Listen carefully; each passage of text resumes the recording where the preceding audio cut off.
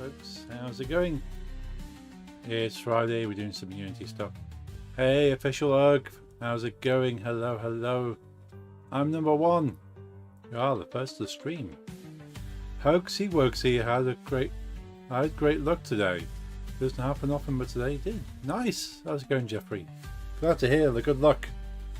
Good luck does seem to be rare these days, generally. It's a rare resource. I had ordered some CDs and a shirt and a gift for Lisa. Oh, nice. They arrived and the shop made a mistake. Oh. It was all fine, nothing missing. One extra shirt in my size. Of a band I like. Oh. I didn't tell him, oh no. That's incredible. That's almost fatal, that is. That's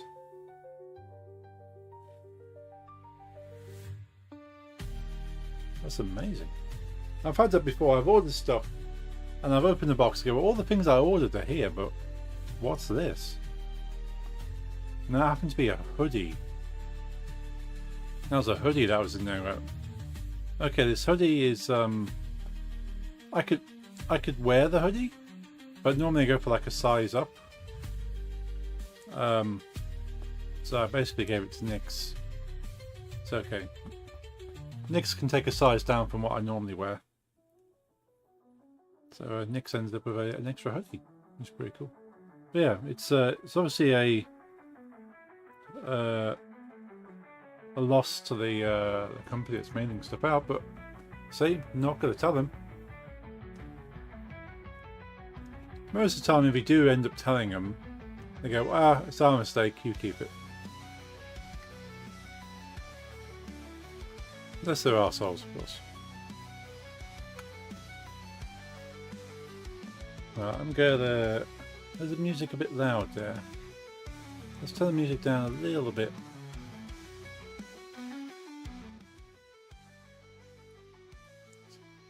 There you go, it's just in the background now.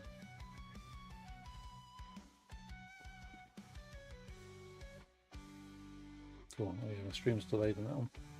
Cool. I sell emotes. Hey Lisa, sell the best emotes. Enter credit card details now for the chance to win. Switch over to the main screen.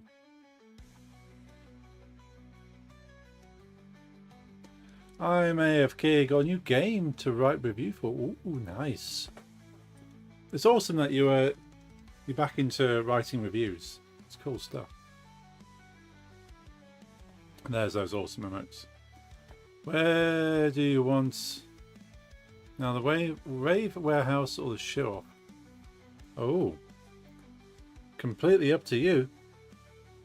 Show Off is more generic. It's kind of like, yeah, I have a thing. So Rave Warehouse is all music related stuff. So if you want to keep just like music in Rave Warehouse and then start throwing things you just want to show off and show off. Hey, Teeny Tortoise. Hey, Junkie. Hey, how's it going? Every stream I join, you plug your retro emotes. Yeah, Lee says the only 100% authorized emote salesperson. There's all music starts in. Awesome. I'm not precious. Like, there's some... I suppose it depends on the size of the Discord. There's some Discords that sort of you don't put the right thing in the right place, they don't happy. But generally, as long as you try and put it together, just keeps it organised. Doesn't really matter where. If you feel it goes in there, it goes in there. There's more for Lisa. Oh no, oh, that's a cool design. There's one for you. Oh, Behemoth. That's a cool one.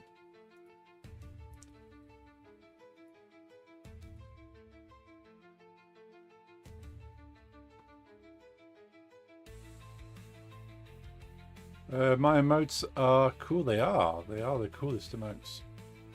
£5 for me to buy 3 MS Paint green faces. Yes.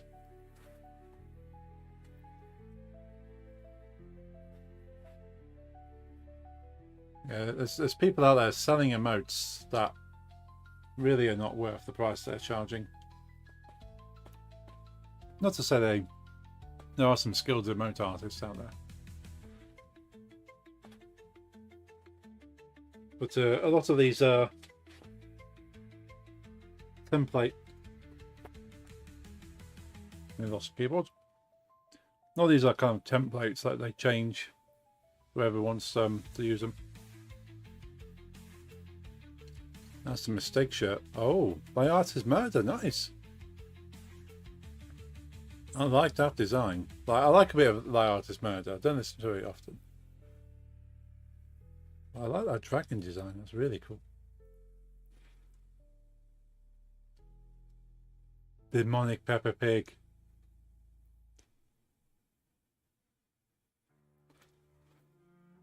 And does it still work? I'll ask him if I...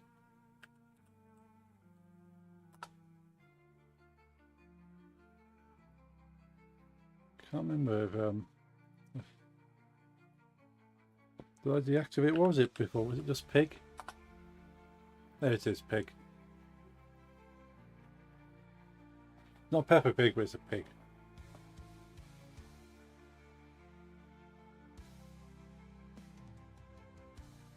I have some random images. The latest one.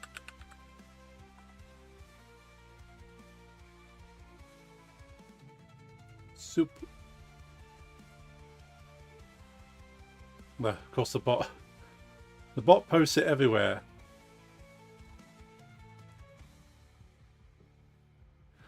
The bot posts it to all channels, and then all channels get reposted to other channels, and then the bot's picking every channel up. So I end up getting soup commands several times. I need to. There's a thing that basically only reads it once per delay, and kind of locks it until, I don't know, 5 seconds. I can see the game you added the golem yet. Not to this one, no, not yet. I will put the golem in here. But yeah, the general kind of idea of the game is just to throw rocks at a castle. Because I will be adding cool things like the golem in there. Our main purpose on the stream, for the past couple of streams actually, is just debugging at the moment. We have some game-breaking bugs. So I want to unbreak the game, and then sort of add all the cool stuff in.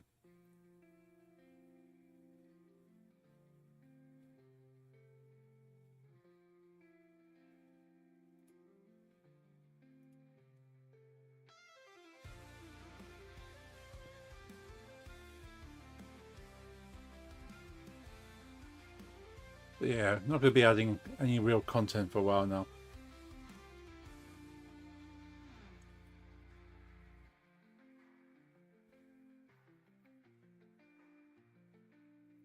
Let's see what's... So I think we had some issues on the continue screen, which I need to look at.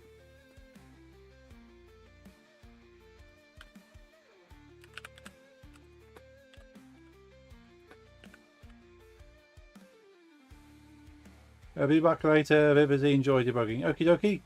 You do your thing.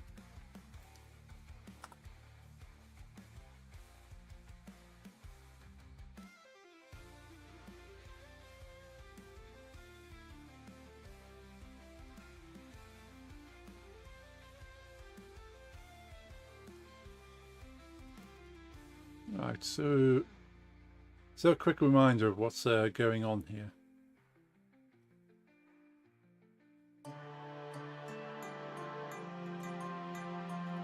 Let's turn the music off.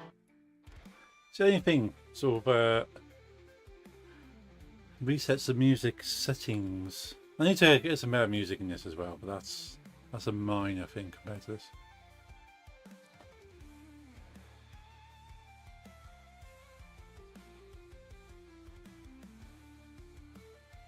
So continue, we need to actually have it read the save file and update these. But I think that's a minor thing at the moment. That's more kind of like functionality.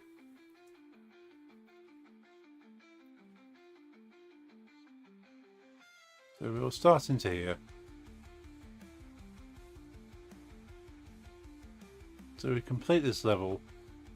I still need to kind of get more of a handle on the there's this sort of order the events are going off. Let's turn the general volume down as well. Nobody needs to hear this. Tell you what, we'll cheat a little bit.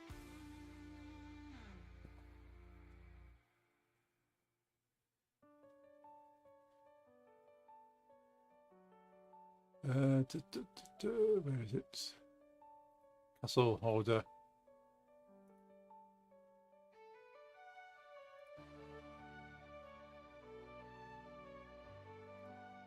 Cool. We cheated that one.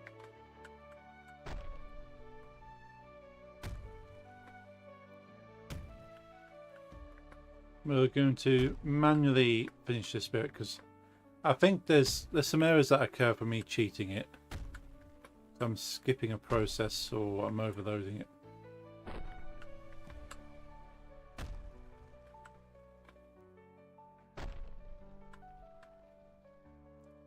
Oh, just always the windows I miss. Yeah, a little bit lower. Ah, so we have a problem there. So what is going on? I need to start commenting things back out again. Okay, let's kill Unity. It locks. It wouldn't be too bad if it just kind of crashed the game progress, or process of the game. But it just locks the whole editor, which is a bit frustrating.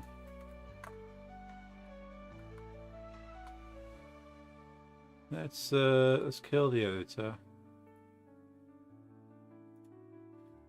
Let's reload it. So we have a problem with it completing the level. Now, it was fine before I started changing stuff, but the problem comes from everything looping around, and you can't guarantee an order. Things are happening.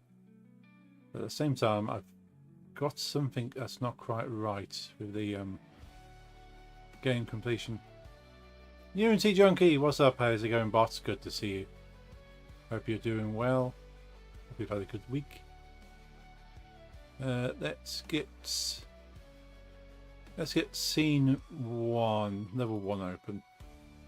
So it's definitely an issue. It's not a guaranteed issue. I'm doing super well.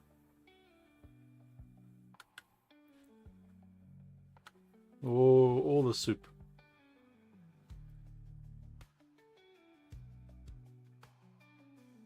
Alright, so let's have a look at the code for completion. So I've already commented out this bit. Soup. Now let's have a quick check of the... Still sell emotes. Still sell the best emotes. What's on the agenda? Still debugging, unfortunately, yes. The soup scammer has appeared. Let's have a quick look at that command, because the command should have wildcards on it, so it should be able to work even if you put an exclamation mark after it. Oh yeah, let's find the soup. Let's edit the soup.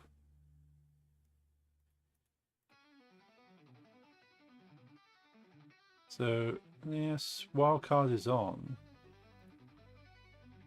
Is it because it's next to it? Yeah, let's put a timer out on it. Put 5 seconds so we're not spammed with soup. Not that it really matters, but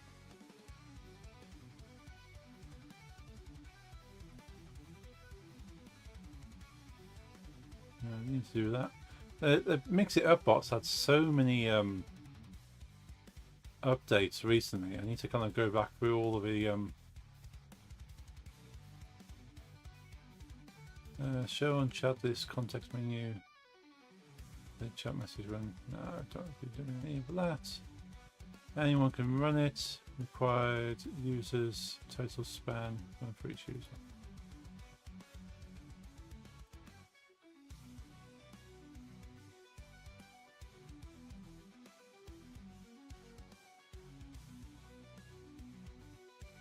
Yeah, I'll look at that another time. We'll save that for now.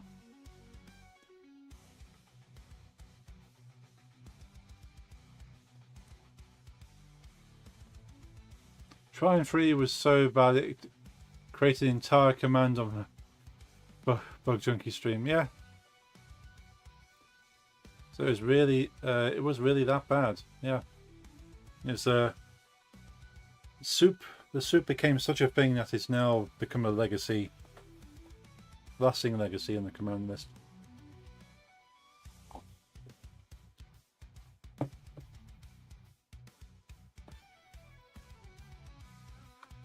Yeah, I've got lots of things that have meanings, other things that don't have meanings.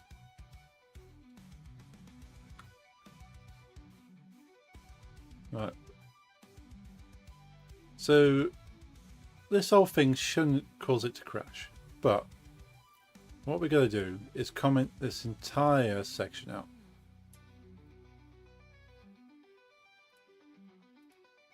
So that's no longer a factor. By the way, thanks for the blue sky file. No problems, but I was confused for a moment, going, what's this link about? And then, oh, it's your game project. I went, yes, give that a follow. And see, Captain Krabs already follows you on Blue Sky. I'm assuming that's a like for like. That's very cool. Captain Krabs is a cool dude.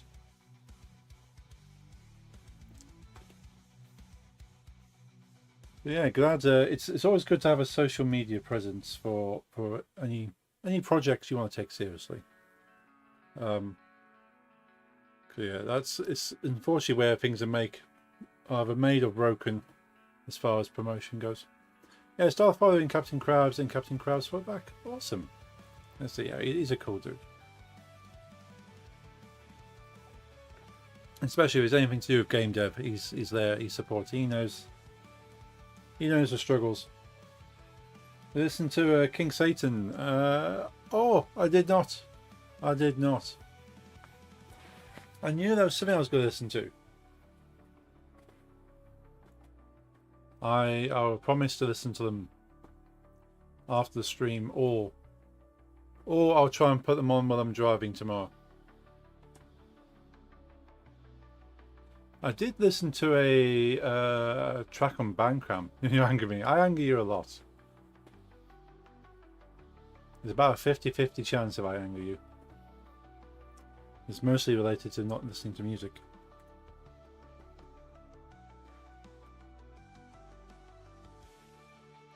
Yeah, there's a song I was listening to on Bandcamp that you might like, from the Hang the DJs. I'm a big fan of Hang the DJs. Let's find the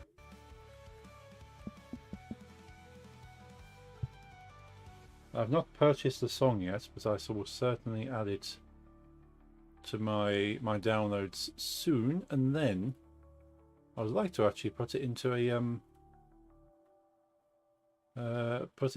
set when I start DJing again. Did I not wishlist it? I'm sure I'll wishlist it.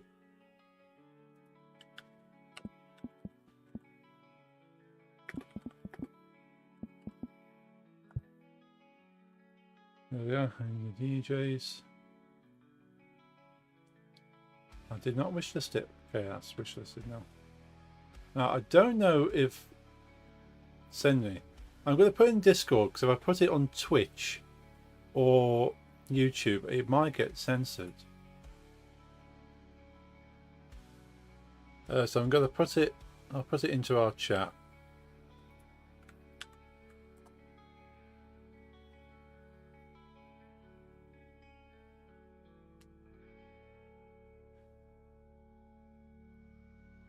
certainly has sort of harder style influence to it. What was the other one? Was the other one as well?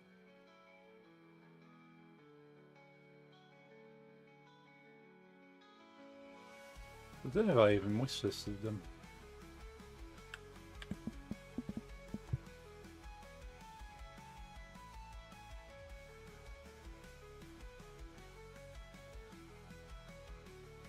No, it might have just been that one.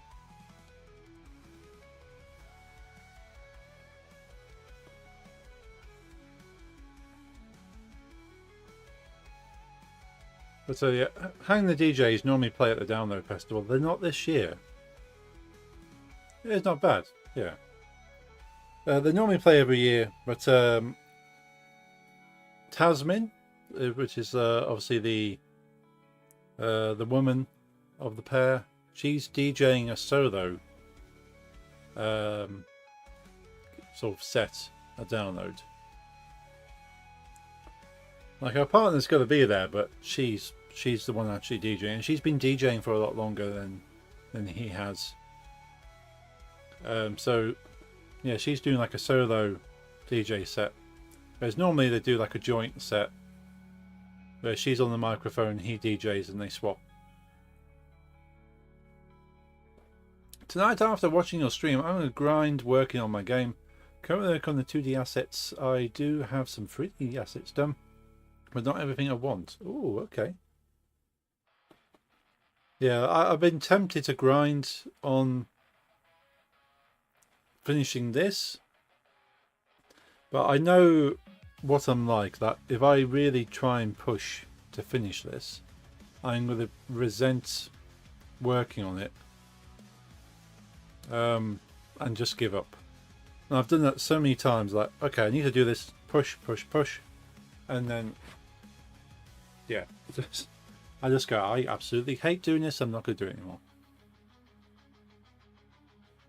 Which is why I'm streaming it most of the time, because if I'm streaming it, I'm not pushing myself to do it. I'm sat here talking to you, you folks, and it just happens to be something I'm doing at the same time. But if I was left alone to do this, I probably would have wandered off and started watching TikTok or YouTube or something. I got to think of a new Dutch word to teach you. Oh, okay. I did see some memes. I'm starting to get Dutch Instagram posts. Maybe because I've liked one or two posts that refer to Dutch things, and now I'm just getting Dutch language posts. You know, Kaas already, yeah. That's a favourite word of me. Like, I want to get something a bit less grey boxy so I can put it on blue screen. Yeah. No, that's the thing for my next project. I want to have something I can present, and it's frustrating that at the moment it's just ideas and mood boards, and it's not really a thing, even though I've made some 3D assets. So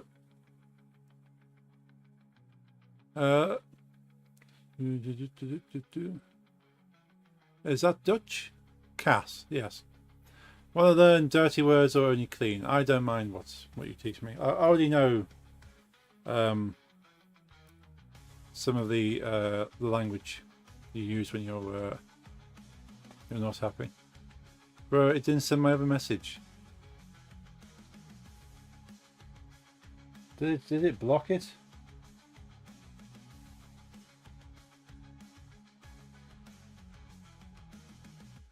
Dirty, yeah. So as long as it's not gonna sort of flag.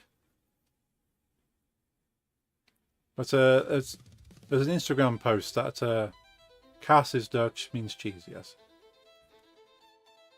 And there's an Instagram post where it's like the Dutch word and the English translation.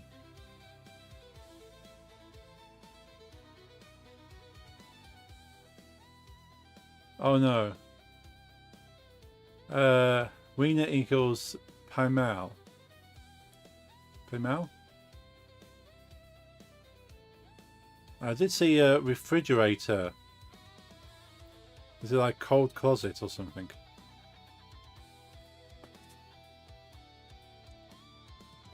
No more like.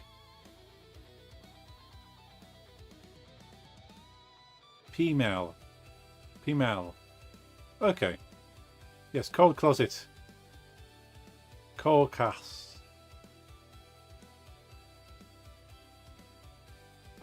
Yes. Yeah, I found that amusing. After what you said last time we spoke, that most things are closets if they have a door on them. Female is more accurate, I think. Okay. Saw a post where it's like Dutch word and English counterparts, and I knew each word's real meaning because, well, they're basically the same as Afrikaans. Yeah, that's interesting how the language hasn't deviated that much. That's best. That's the best so far. Cool.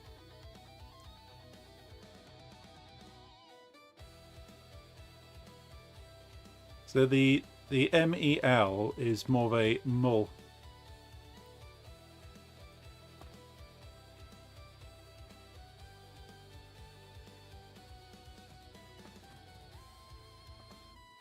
Food Junkie. Hey MH, how's it going? Good to see you. Hope you're doing well.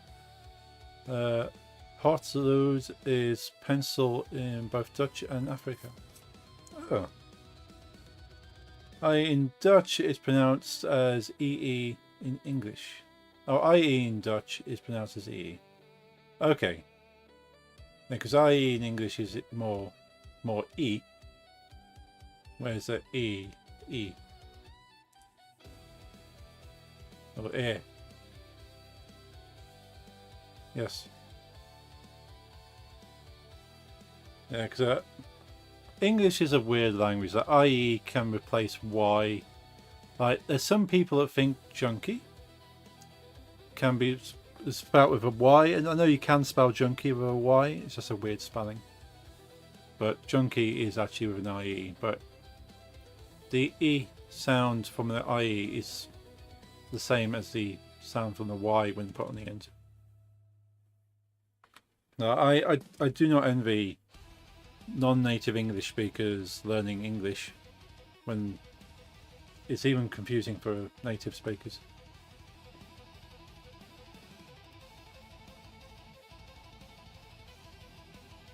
Like we have so many rules to try and remember how sort of English works, and they don't apply to every instance because we've stolen so many words and grammar rules from different languages. We're taught by RuneScape. English is insane, yes. I have the most respect for anybody who's not English born learning English.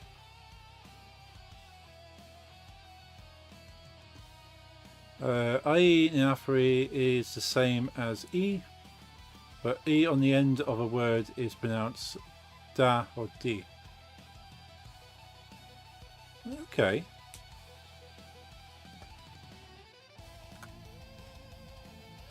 Because the E on the end of a word in English is mostly silent. It's kind of a modifier. So you end up adding the E on the end to modify the vowel sound in the middle of the word. That's a weird rule. Is that the E in itself has no direct sound, it's just a modifier. I did some story visions last night. Oh, nice. One another dirty word, we can do ass since it's got the front now. Yeah, let's go for ass. What kind of story revisions were you up to, MH? Language junkie, yes. Yeah, the funny thing is, I enjoy languages. I just suck at them. I enjoy learning about language. Like, where does this word come from? Why is it spelled like this? Why does it mean this? And there's YouTube channels out there that go on like half an hour explanations that this one word has gone through history and now it's spelt this way. Ass is that cont?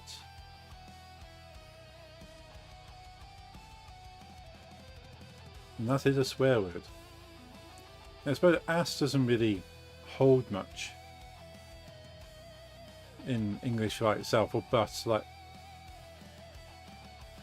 it's quite a soft swear in Be right back. Okie dokie, it's dog walking time. Actual story only is probably not great to explain in YouTube, but just continuity and law related corrections. Oh, cool. Yeah, that with just going over and actually just kind of tighten it up and revise how that flows into this. And it's anyone who's writing any kind of narrative or story goes through that a few times. But I'm gonna have to do that with anything I'm writing. And never forget frikandel, our national food. Yes.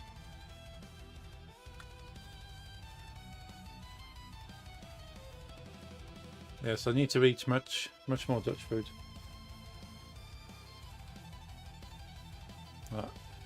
We are going to comment out different functionality until the game runs 100%. Local players got XXL, frikandel. Nice. At its core is a bunch of robots simulating humanity and going downhill very fast. That sounds like a pretty accurate simulation, I suppose. They 3 times as big as the one you ate. Wow. Very long. And whenever I eat one, my father be like, "You're eating a horse stick again." But yeah, be right back. Yeah, on that note, on the note of horse sticks, we'll see you shortly. Uncommenting is always scary, my code. Yeah, like the annoying thing that I know this code works, but there's other variables around the code. And it's how all the code works together, and it's just annoying that I'm having to do this. But basically, if I comment all these out, this is every functionality that happens when the level's completed. I don't know if that's good or bad. It should never really be scary to uncomment something, I suppose. Because if you're uncommenting it, you're going to test it anyway. So it's like you've got a chance it'll break or a chance it will work. In my case, it's doing both, and I don't know why. I'm at the stage of coding that my code doesn't work, and I don't know why. Eventually, I'm at the stage that my code works, and I don't know why. Oh yeah, I added dialogue and started planning out the world too. Nice. I tried to add dialogue in this just to test out me adding dialogue. And I decided I'll leave that for a later stage.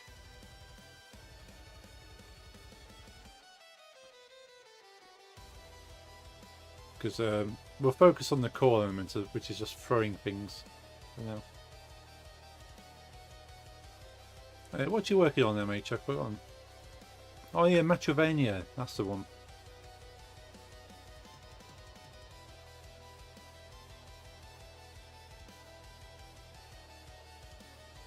There's so many genres of games that I just love playing. And I was looking at this, I keep looking at, because Steam has a sale pretty much every week at the moment. Either a different publisher, a different dev, a different genre. I was like, oh, okay. So, and I've picked up a couple of deals, but there's so many games I would want to have, and I can't justify spending on games I don't have time to play in my own library currently, and adding to that.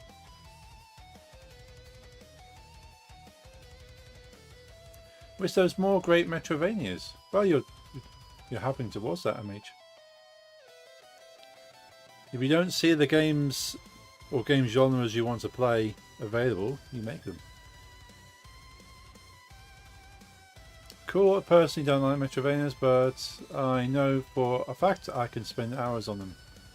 Yeah, it's interesting that some games just steal your time, but it's not your go-to, but you enjoy them.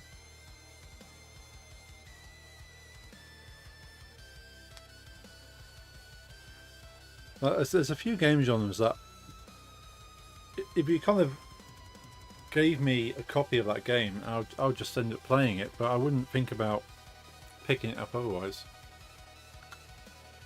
There's one kind of,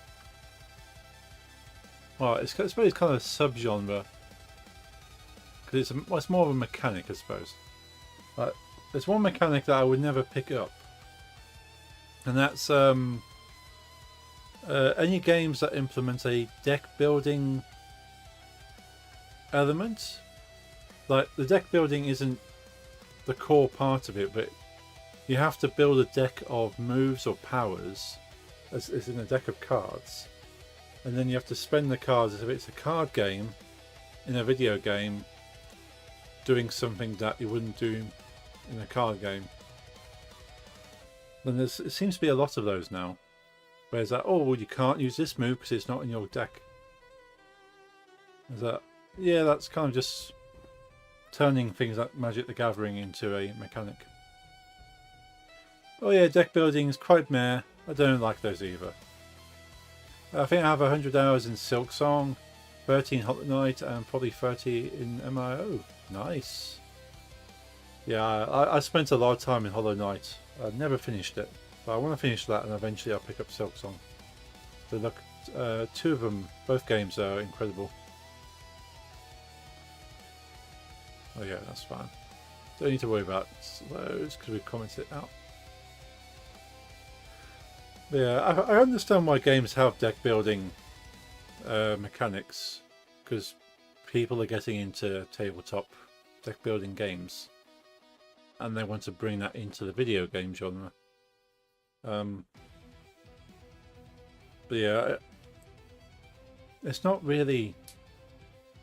No, I just don't like that inclusion. But if you gave me one to play and it was featuring something I enjoyed, I could get into it.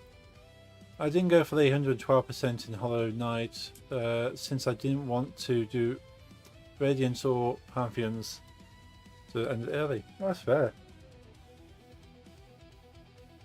Like, Hollow Knight is a big game in itself anyway, without adding all the extras. So I think the only game I have 100 plus hours on is Minecraft or Roblox. Don't really have a PC for playing good games for a long time. Ah, that's a shame, Pop. Now I think I'll have to have a look at my stats. I'll have to post it at some point. I'll go through my Steam stats. But I think I put over 100 hours into Lego Star Wars. The Skywalker Saga. Because I streamed that for over a year, trying to get every single last thing to 100% the game. Well, we spent about 4 days on Silk Song True Ending Final Boss and didn't want to do it again. I don't blame you. That's a long time.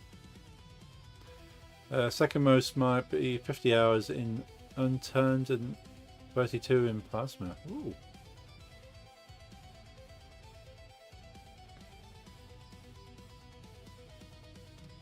Yeah, if I get into a game, it's hard to get me off it. Like, I'm going full on, all in, and I'm going to try and play it until completion, or I get frustrated or bored. 30% of the 50 hours in Unturned is just loading screens. Ooh. Yeah, I suppose that kind of skews your playtime a little bit. 2K in Animal Crossing because I used to play with my grandma. Oh, nice. Animal Crossing is a game I've never played, but I would like to. My partner Nix plays Animal Crossing occasionally, and I've got friends who play Animal Crossing, and it looks a cute game. Certainly one I would enjoy, just never picked it up. Like, my main go-to, because I don't get a lot of time to play games when I'm not streaming. But my main go-to at the moment is picking up Pokemon Leaf Green on the Switch as a re-release. Because that game you can just pick up, play for 5, 10, 15 minutes, save it, walk away. You don't have to, like, even if you get into the longest of battles, you're not spending more than 5 minutes in a battle. It's just a nice, easy game to just pick up and enjoy. It's nostalgia as well.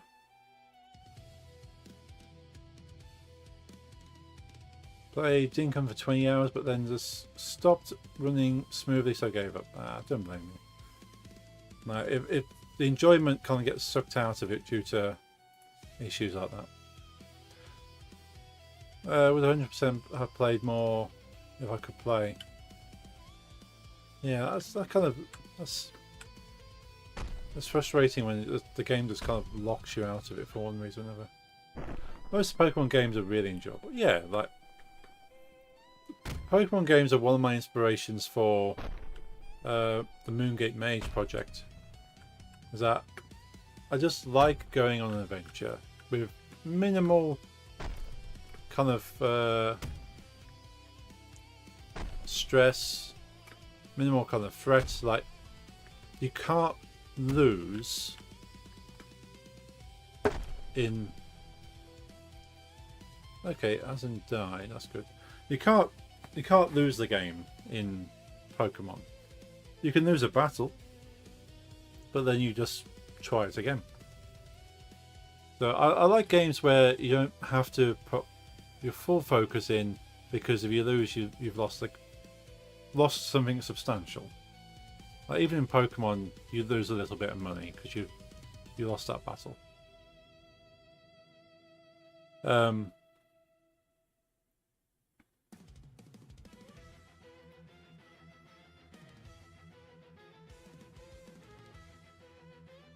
Invoking on play again events. Why would they be doing that? I think Dinkum was the problem 100% on PC. Ah, okay. Yeah, that is a shame either way. Then if it's your PC that's holding back that. I think I've covered all hardware issues now, but I used to try and play on stream an indie game called Skate Bird. I think I put into the Kickstarter for it initially, and it plays fine on my Switch, not an issue. I play complicated games on my PC, no issue. Skatebird, whether it's an optimization issue or whatever, would not play on my PC. It just, in fact, the whole PC would power off while playing that game, as if someone's just yanked the cable. But I think that was down to a faulty power unit, which I've replaced. So I'll have to try playing Skatebird again at some point. But that was weird, because it's not a high graphic game. And I play games with higher graphics. But yeah.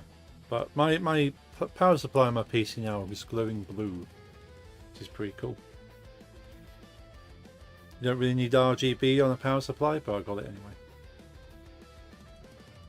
Pokemon sometimes gets tedious, especially when exploring, because sometimes you have to take a long way around because of some roadblock, especially GBA. So yeah, I'm at the stage on Leaf Green where I've got Snorlaxes on my left and my right.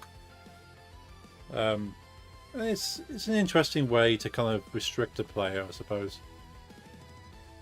But it's like, oh, you have to go this way around and go all the way around, or you can't go here yet, go all the way around. But it kind of is there to elongate the whole thing, I suppose. As long as the narrative isn't just like a cheap get out of, oh no, you can't do this, so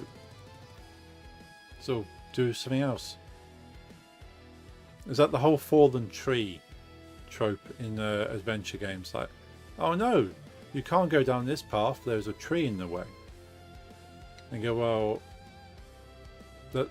why is the tree stopping me? Like, I could step over the tree, I could probably climb over the tree, I could walk around the tree. Why does this particular tree mean I have to now do like a 15-minute detour?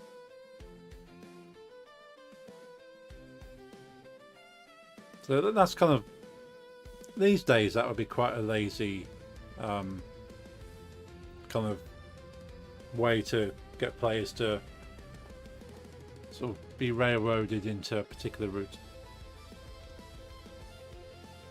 But if you make it mechanical, like the player needs to be able to do something, like they need a certain skill or they need to improve their skill, you go, well, they could try, nothing's stopping them from trying, but there's limitations that stop them from going that direction. Like if it's a case of jumping over it, maybe their jump's not good enough. Maybe they haven't got the strength to climb over the tree. In Pokemon, they have the tree cutting mechanics that there's a tree there, but unless you can cut it down, you can't go through it. And that kind of sort of shows you that you can go through there, but you need something to continue. I haven't had the privilege to play on the handheld. Only handheld played on is PSP, which is amazing, but always had to emulate those old games. Yeah, and that's just as fine. Like I've got a lot of my old games emulated as well as the originals. Like I've got not played it much, but this, you can tell I've not played it much, needs a little bit of a wipe. Picked up this pretty cheaply. I only play Game Boy Advance, so Mega Drive, NES, SNES, Game Boy Color Advance, and arcades and stuff. But that's not a bad little unit. You just load it up with all your ROMs that you want to play. Panda! Oops! No problem. Illusion of free will. You can go this way, but you need this amount of skill. Yeah. Like if you say you can't do this, there is no will in the world that will allow you to do this. You must do what the game tells you. It's kind of frustrating at that point. But yeah, to give the illusion of choice, the illusion of free will, means the player feels that they have more agency, more control. How is it going, good sir? It's going well, Cobbler. We have the game's crashing, but me personally, I am doing well indeed. How about you? How's your week been?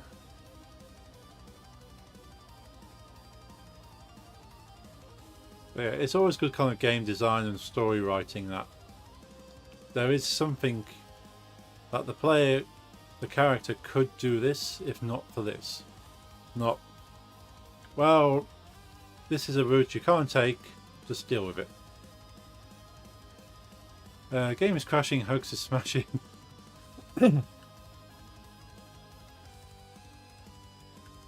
That's it. That's the lyric from the next hip hop single.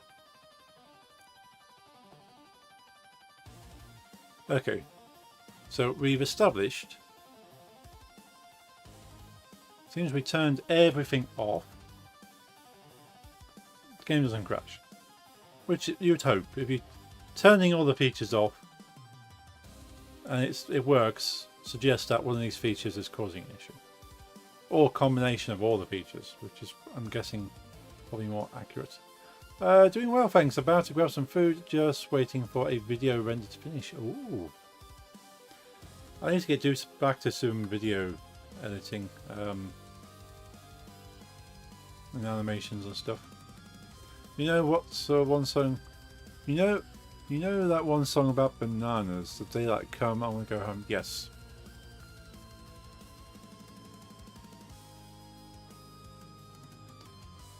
I am familiar with that one. Right, I'm going to uncomment that one.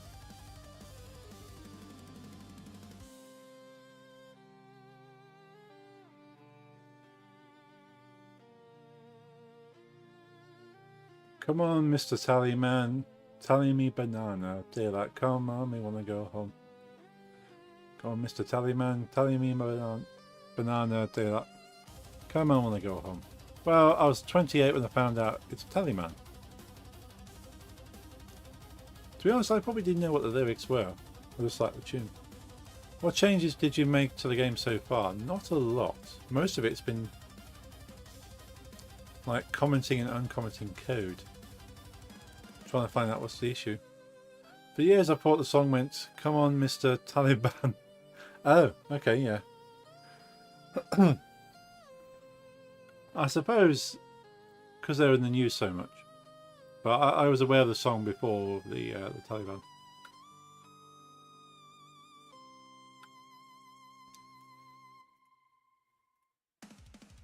Right, I'm a fan of kind of like reggae kind of sounds. I was quite into that song. The only emulator I have found is one purely for the SNES, so I would rather build my own. Oh, okay, yeah, that's fair.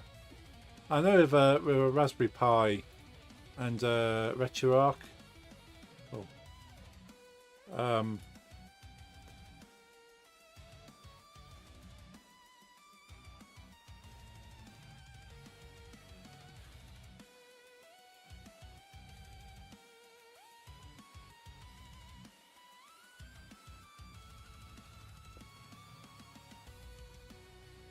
YouTube blocking it. Any name now? What? SNES fans. What's it doing?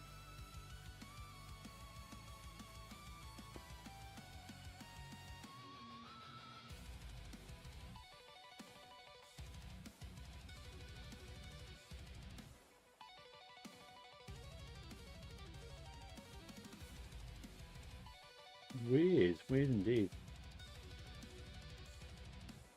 Now, why did it block SNES?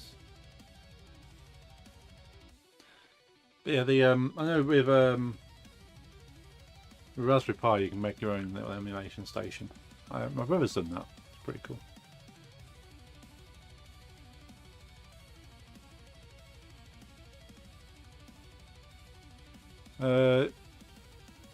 Yeah, I've switched to Twitch apparently. Yeah, like YouTube used to be okay for the stuff like that. It's just got weird.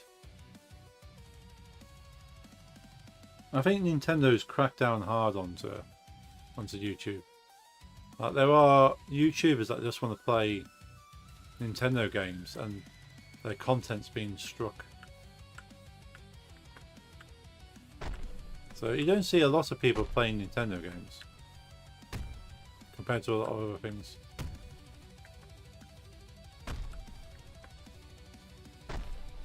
But it's a weird move by Nintendo to kind of restrict content creation of their properties. I know technically it's a breach of copyright. Like streaming a game is a breach of copyright.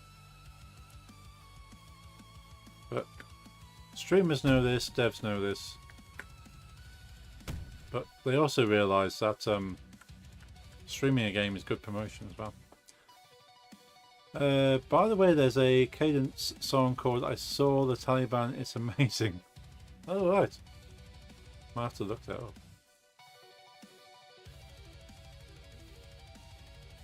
Right, I have to look at this play game button.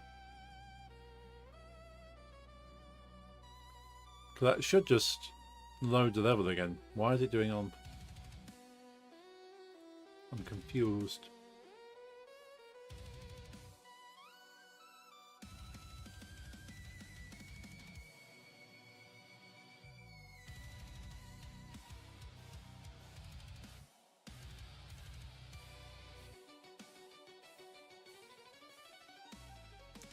Why, junkie?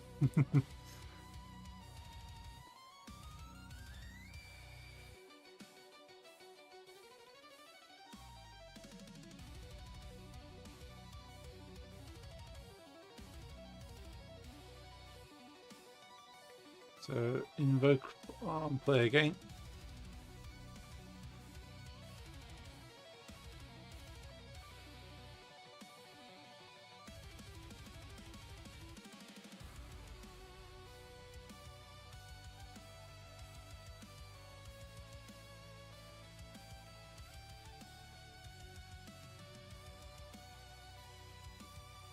What is the bug? So I'm kind of jumping back and forth a little bit. I'm confused why the level doesn't play again.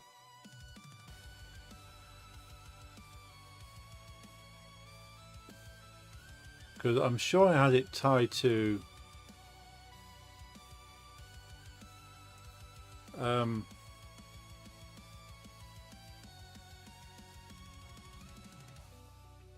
sure I had it tied to just reloading the scene. All I see is hugs and bugs.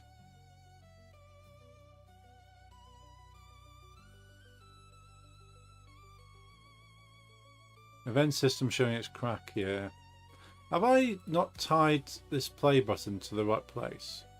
I might have done it on one level, but not the others. Which is a flaw in the way I've done it.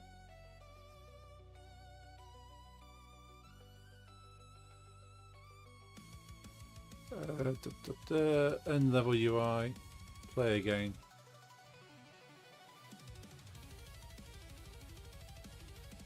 UI controls, play again.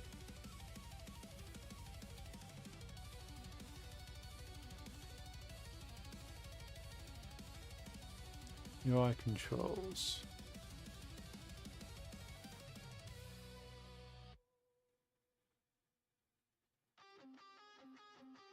UI controls, there we go.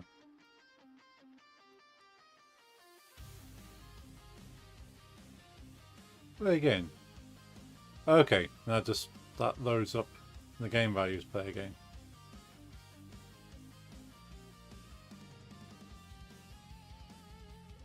There's a Taliban version. Instead of bananas, the lyric is come Mr. Taliban, turn over Bin Laden. Yeah, that works. Does Unity not have a stack trace? I don't know.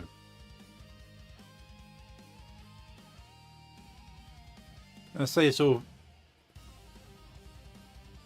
It runs the C# script, but Visual Studio isn't directly kind of like this. Edits the files, but Unity itself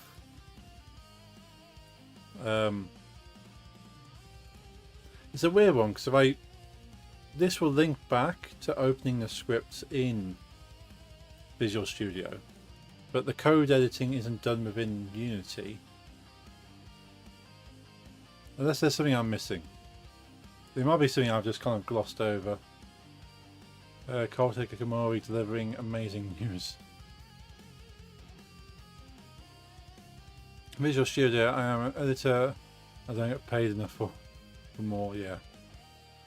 It can do some amazing things, but it's kind of just having stuff outsourced to it through Unity.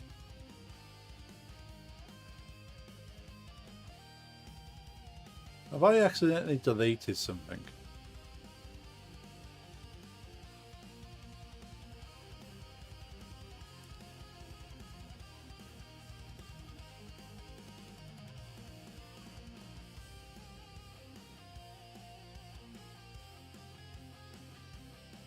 Because we weren't doing events. The play again. It was just all it was doing was restarting the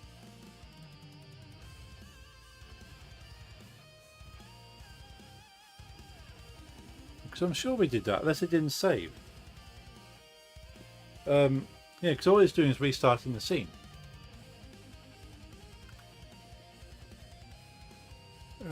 Let's have a look. Because the end game stuff.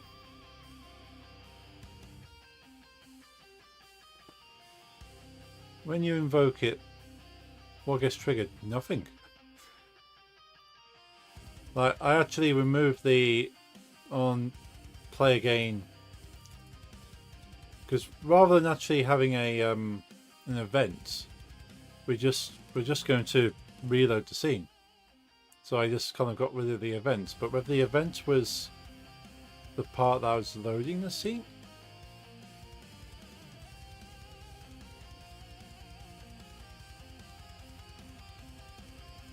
what's supposed to get triggered? Loading the current scene again. Because when you hit play again, you just basically want to reload the current scene so you can play it again. And that was working. Let's clear that. Let's go to another level. in case I've done something like splitting the functionality. Ah, yeah, it runs something different here. Alright, grabbing some food by the back, okie dokie, cobbler. See you shortly.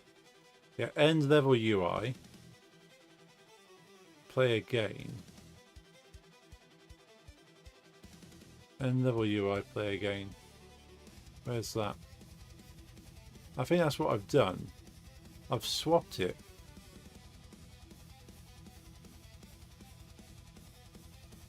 There we go. There it is. I knew it was there. Yes, does it run that function because you said it has no event? Yeah, because it was running that function. But what I've done, which is silly, is even though this is a prefab, I've changed it for the individual and not the prefab. So what I need to do is load up the prefab here, go to play again, change it in the prefab.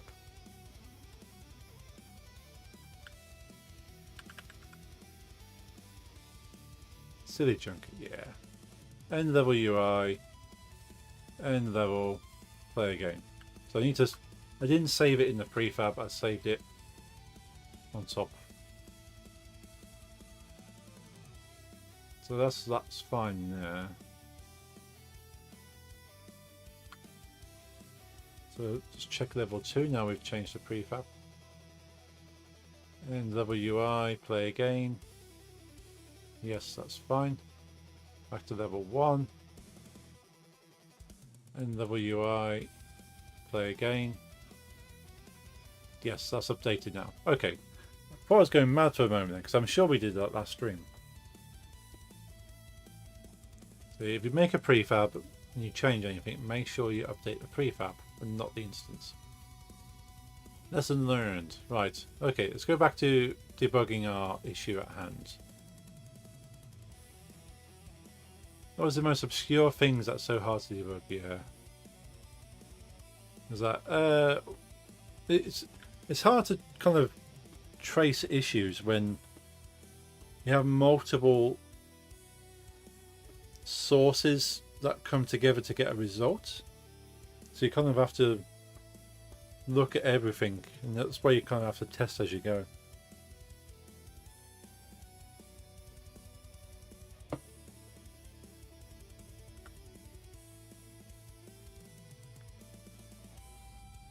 Right, okay. So we should be able to cheat ourselves a little bit. We should make some dark electronic music together, get better with production from dark gothic industrial EDM. Sounds awesome. I'll be down for that.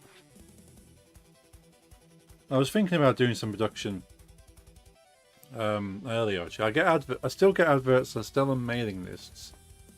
For like plugins and sound packs and stuff, even though I've not actually made any music for a long time. I'm still at the point where I could, at a drop of a hat, just decide I'm going to start making music. So I don't want to like lose all these mailing lists, like things that will help me when I eventually start doing it.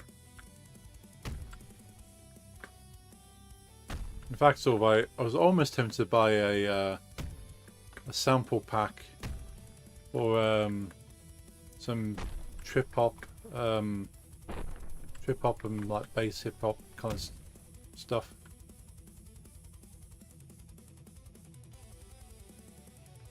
What makes it dark? Well, it's still stuff. In all seriousness, while I jokes like that, personally, it might get a streamer banned though. So watch out if you like Hug Junkie to stay online, yes.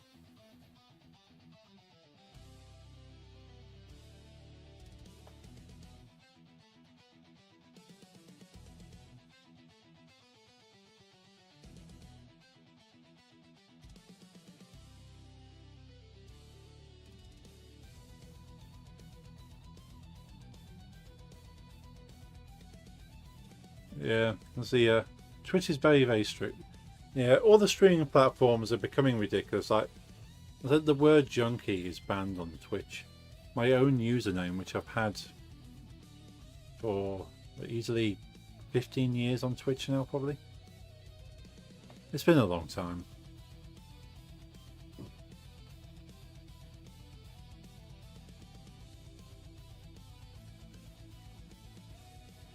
Just, oh, that's a bad word. We can't say the bad words. Yes, I know we're supposed to be protecting people from things, but it's because it's all automated now. The easiest thing for an automated system is just to ban things outright with no context.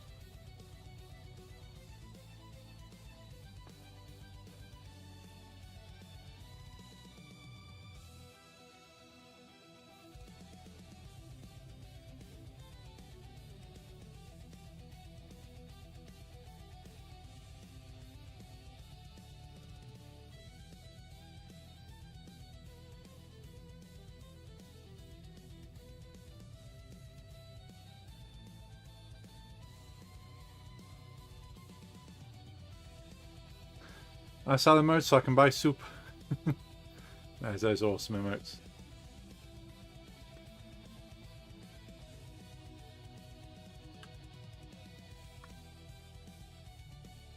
So let's have a quick look through the...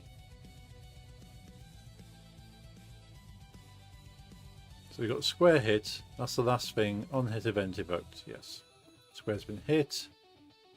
So that was the last square hit event. Level complete, invoking on level complete events. So this is where the things start to go wrong when nothing is commented out. So level complete, but game is marked as not saved. Marking game is saved. Cool, that's a problem. And then on hit event invoked. I think that's after. Yeah, so that happens between these two. For that project, you do have to get on my level fast to be able to keep up my proficiency. I probably will. The amount of music you've kind of output into the universe at the rates you do, like I was barely keeping up with your coding projects, let alone music. I've learned today that people that don't like my emotes are just stupid as 50-cent music. Yes.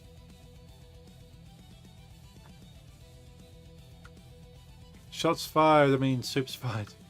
Soup's away. Now, I was going to say something then, but that'll probably get me banned on Twitch.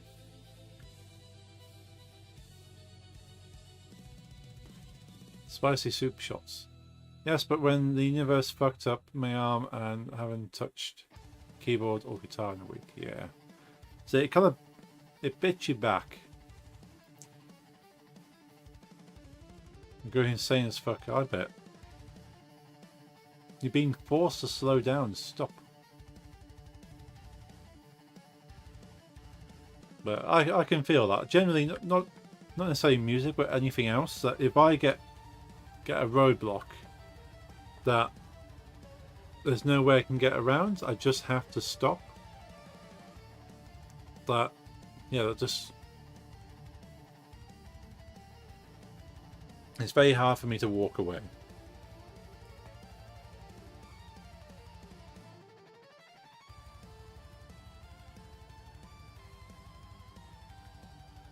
So what if the medal?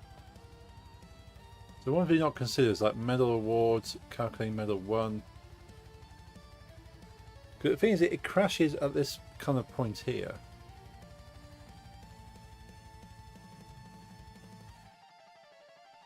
Be right back, okie dokie bot. See you shortly.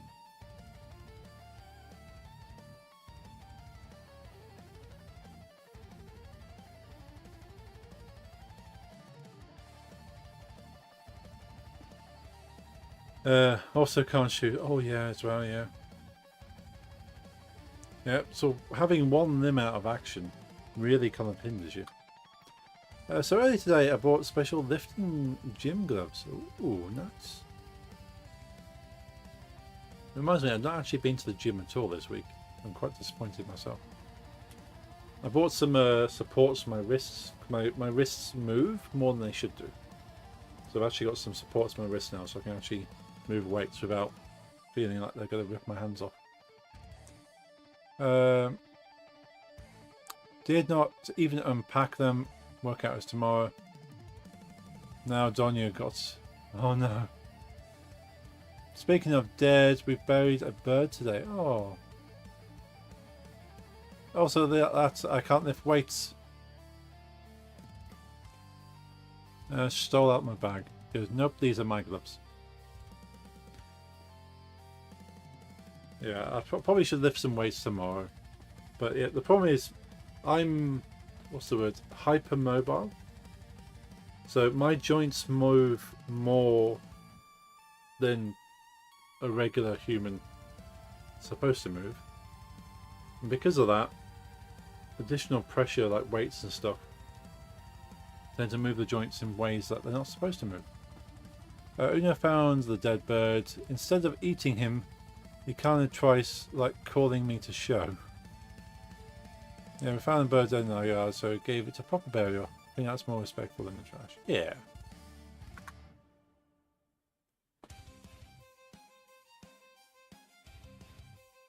Yeah, it's kind of depending how spiritual you are, it's returning life energy to the earth and respecting the spirit of the animal.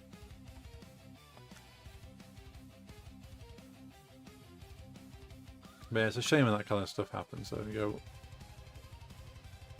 it's nothing to do with you. You didn't kind of cause it, or at least you hope you don't. And all you can do is respect the animal.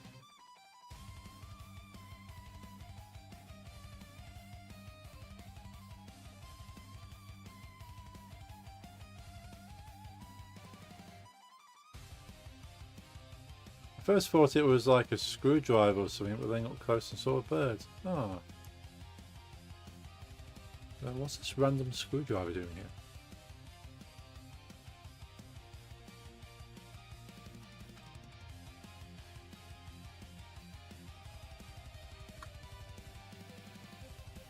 If level complete.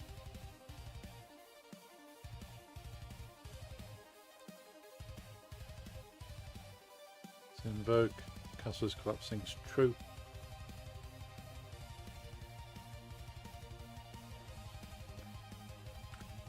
Instantly got between Uno and the dead bird. I just learned the difference between dead and deaf.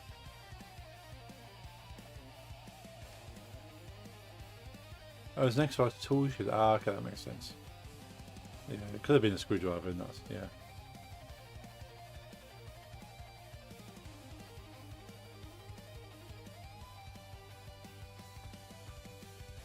Scrovan Dryer.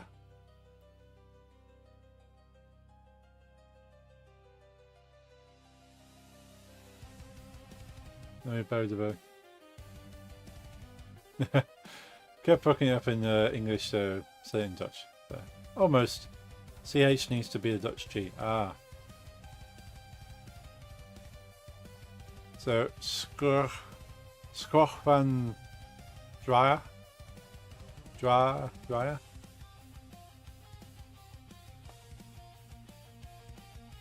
Yes. S, aggressive G. Rovandra.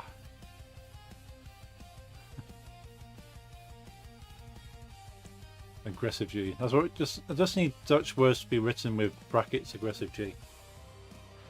I'll teach you sometime. Keep it up. Keep it at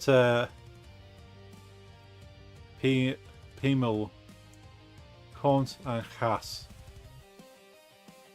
For now. But keep the first two away from the Cas. Yeah. Not hygienic, Cas.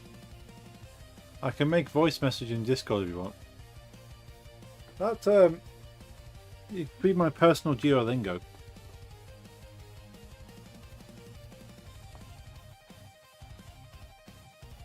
Especially now Duolingo is mostly AI.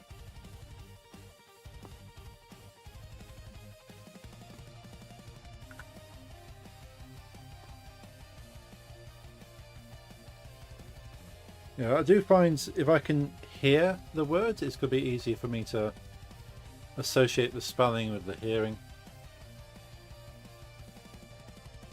Just got to mute the backgrounds so I can hear it. Schroefendryer.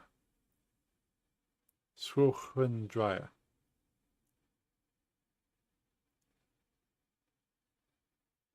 Yes. Yes, yay.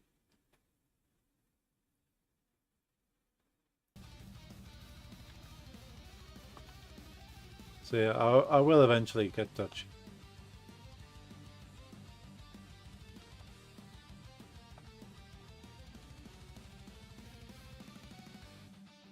I'm tempted at some stage to walk into the office at work and just speak to everyone in Dutch. Considering some of them do have to speak to our suppliers in the Netherlands. What is your favourite animal? Favourite animal is rat. I like cute little squeakies.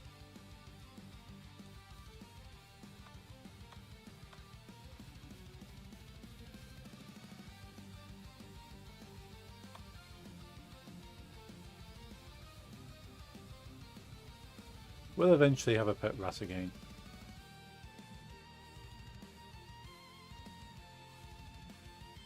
The sad thing with rats is they only have 2 to 3 years of life. Well, rats are very cool. It's very boring to teach you Dutch with them, since it's the same, but the A in the middle more like in star, so it's rat.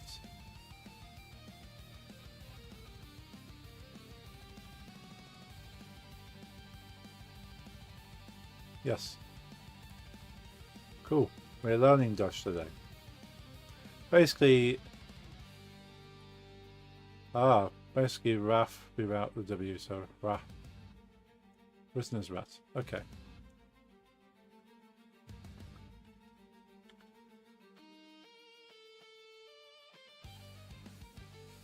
Oh wait, it was the first. Yeah. I pronounce Raf really, it seems. The rot. So it's closer to R-O-T for rot, but more of a back of the throat sounds like a rot. Because rot is down here, whereas rah is back up here. And sort of English rat is kind of English rat is kind of at the back of the throat rather than up. He's going to do a voice. It's easier. Yes. Let's listen. Rat. Rat. Rat. Rat. It's easier. Yes.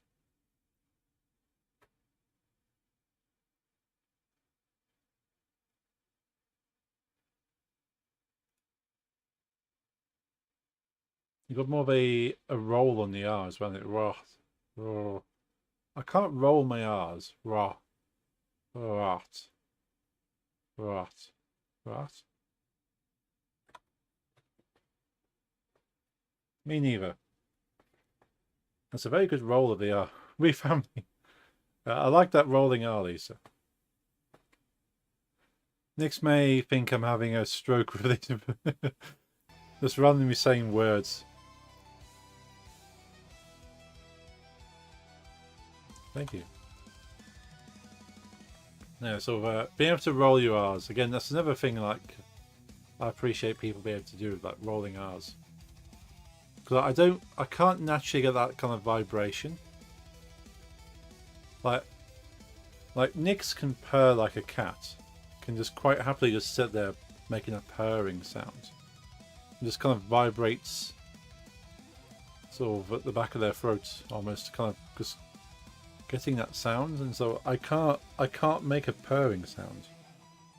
I can make a gurgle. Not the greatest at rolling R's. Oh, that's not a bad. It's not an extended R roll. But that's, you can hear the roll in there.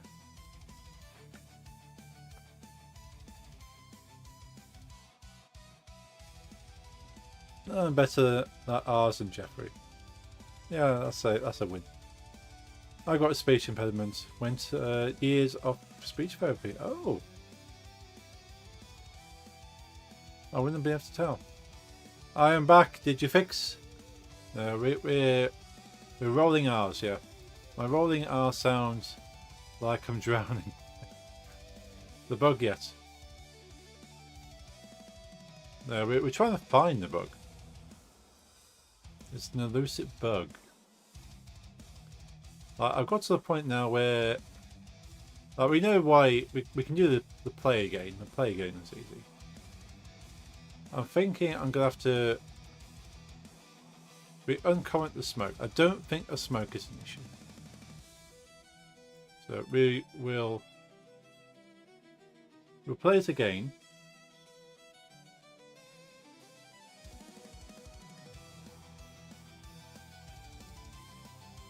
We'll play it again with the smoke. But I think it's something to do with the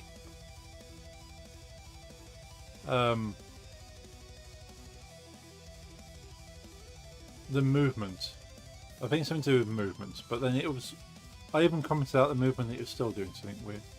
The thing is, and you can't hear it, of course, that because of my Dutch sounds a bit odd and people think I have an accent instead of speech impediment. Ah, okay, that's fair. He once woke me up at night. Instead of saying I am cold, he wanted to make the brr brr sound of being cold. He said, we were real weird. Bill. And they always place it somewhere between Eastern European and American. Oh, okay. It's iconic since both the US and I hate both the US and columnist. Went back to sleep and was just like, what just happened? Yeah, like I don't think I could make the burr cold. Again, that involves like the vibration. In fact, I've only just got the Dutch G 50/50 at the moment. It's like I really have to think about trying to get the upper back of the throat vibration. But sort of the R's down here, I think, in the jaw, sort of kind of like. To me, it feels like the R is a bit further into the jaw, whereas the Dutch G is more kind of upper back of the throat.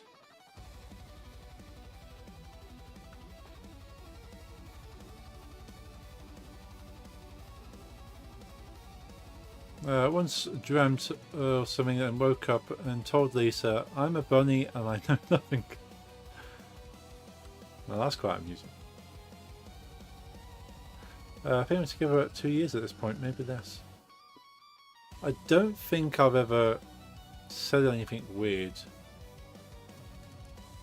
when I've been mid-sleep. To this day, I don't know why.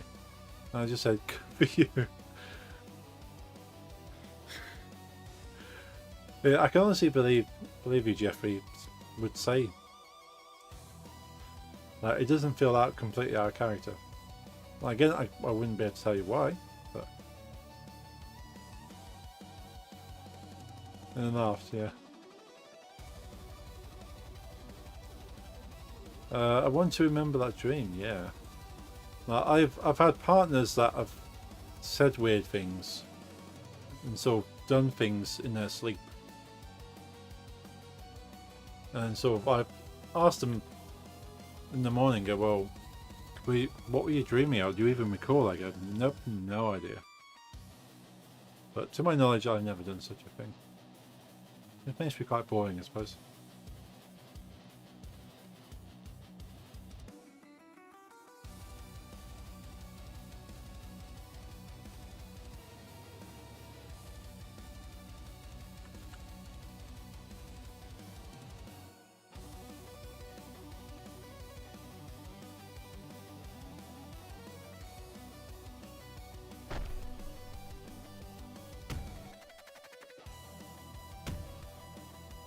don't think I recall even talking in my sleep.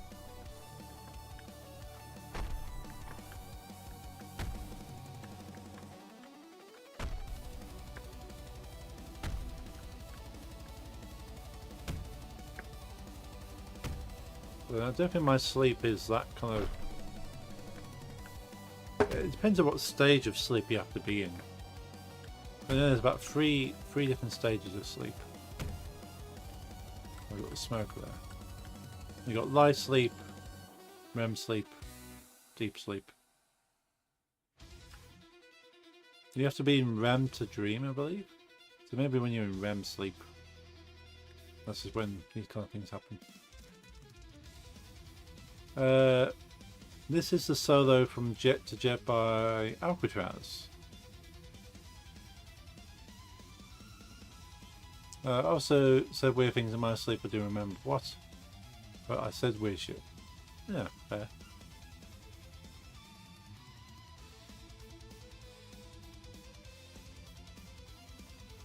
I don't know what any of this stuff that's playing is.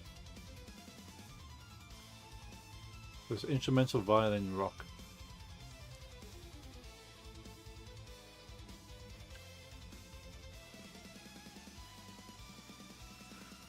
So we're going to play a game.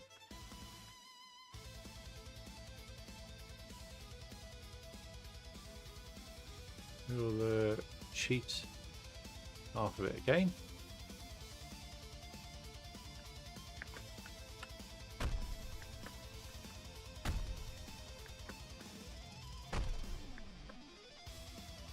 Band well known for first having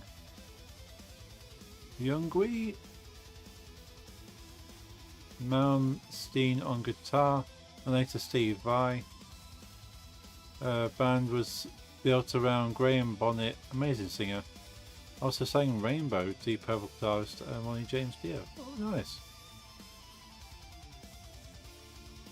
Also, the moment you read it, this solo was already done. Okay.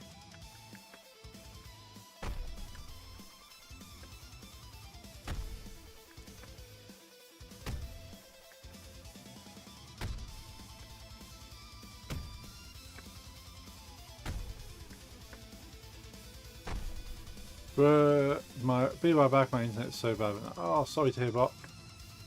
Yeah, see you shortly. This whole part sounds now streaming.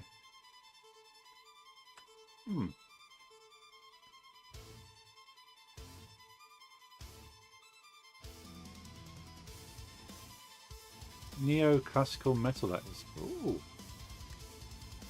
Probably is. So I don't know whether they got this. It's just like a radio live stream. So whether it's been reproduced, like Steve Vai. Petrucci, Santriani, Batio, etc. Okay. I know there's a lot of classical influence in metal, generally speaking, but then I suppose there's things like this which is more apparent.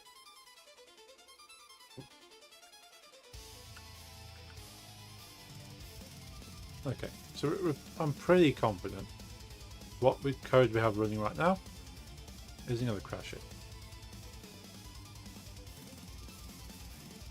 Michelangelo Batio plays guitar with 4 necks, but he doesn't switch, he just plays them at the same time. Wow.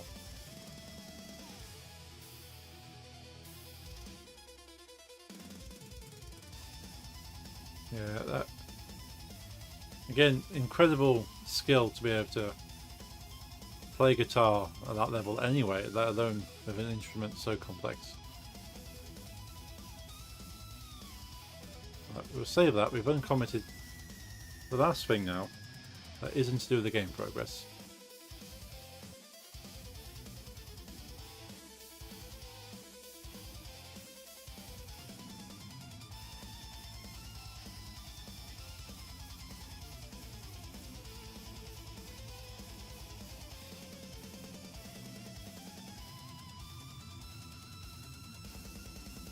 Okay, we'll cheat half of it again.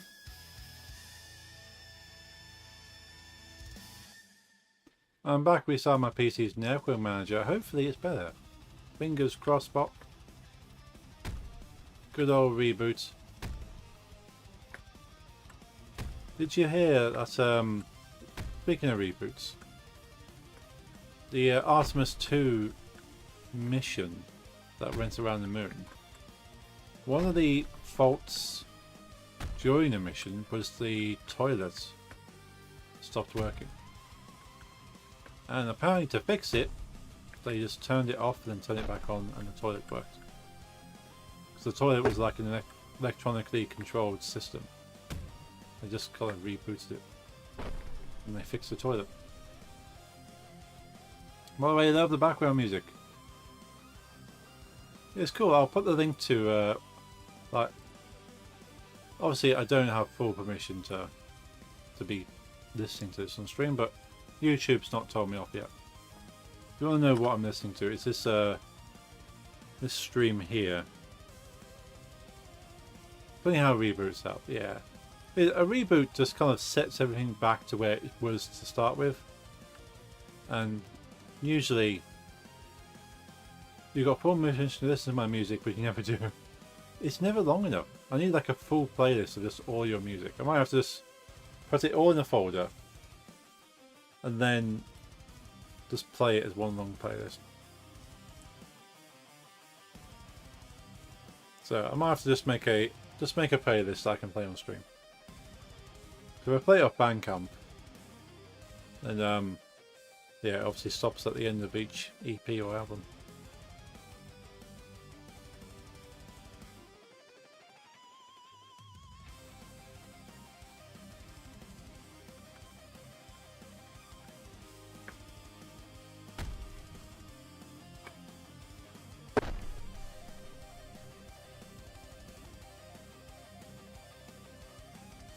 Okay, so squares hit, level complete, invoking on complete event, starting smoke, playing sound effects for falling, level complete but game is not marked as saved, marking game as saved, the on hit event was evoked, which at this point that comment is kind of a bit late because it invokes it, does all this, and then it tells me it's invoked it. Level complete, calculating medal. Calculating medal 1 time for 2 minutes 13 seconds. Awarded index 3. Level complete status has changed, updating UI. Level complete is true. Level complete, stopping timer.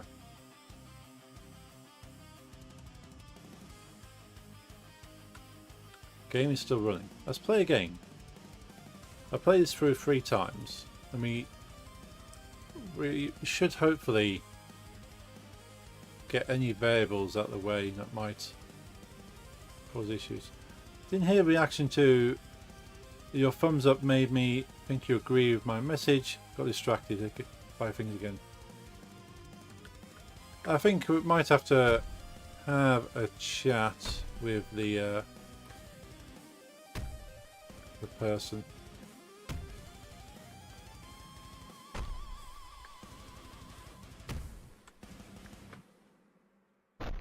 And then sort of kind of get some clarifying kind of answers. No, never met before.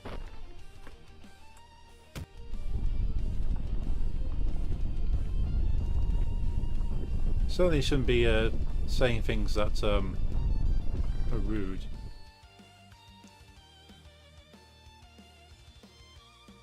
Don't bother, yeah.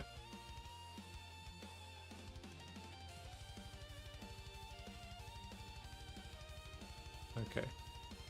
That's fine again there. Let's yeah, I know sometimes people can say something and it's not meant in a rude way, but if it's not a one-off. Give me the sword, the rest is also true. Yeah.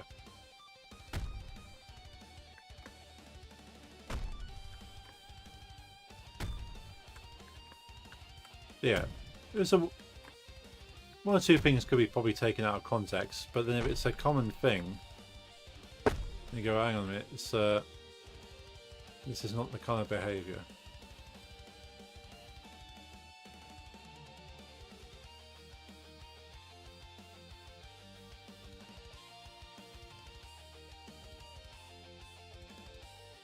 Oh yes, yeah, the part where I have no mods. Yeah, my only mods don't actually watch my stream anymore.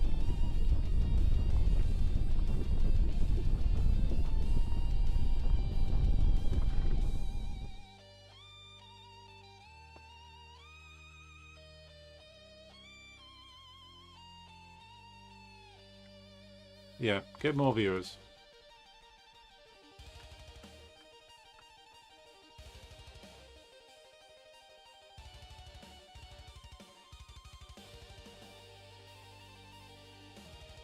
Yeah, there's no reason for anyone to be rude. Like, even if a person's having the worst day of their life,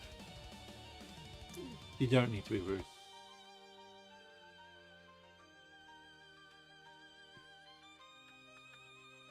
Okay, so I'm pretty confident.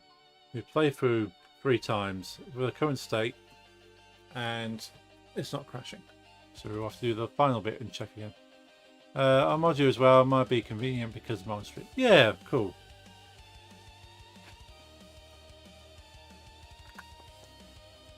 Yeah, as long as you're not trigger happy. You go, okay, is this person sort of saying things to be rude, or are they not understanding the situation?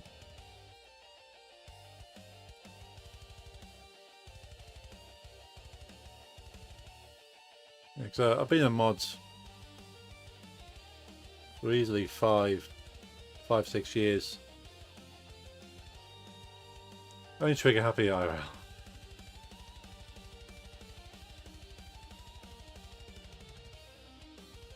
Yeah, because what I usually end up doing when I've modded is kind of timing people out and go, well, that particular comment is not called for. Or usually start off like, yeah, you're being rude. And what usually happens, which I find amusing, and I've modded for a few different channels, is as a mod, you reply to something and go, well, that's not a nice thing to say, or the streamer doesn't appreciate those kind of comments, and then they start trying to pick a fight with the person who's holding the button that determines whether they continue to watch the stream or not.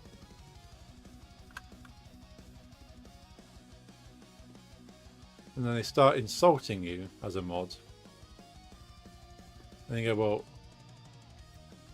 the thing is, I've had some fun before in the past where I'll just delete individual comments. I won't time them out, I won't ban them. They'll say something, I'll delete it. They say something else, I delete it.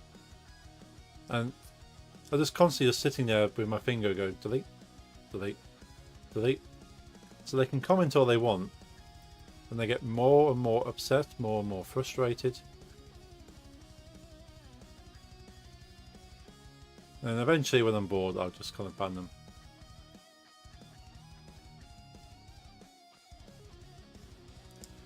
But it's been a while since I've been... Like, I'm still modding in so many people's channels. I just either don't watch the channel or they don't stream anymore. Most of them don't stream. There's at least... I think there's 2 channels that I'm a mod that still stream. But I don't get to watch because they stream at different times. So yeah, the main one was just going delete, delete, delete, delete. And believe me, I can delete comments pretty quickly.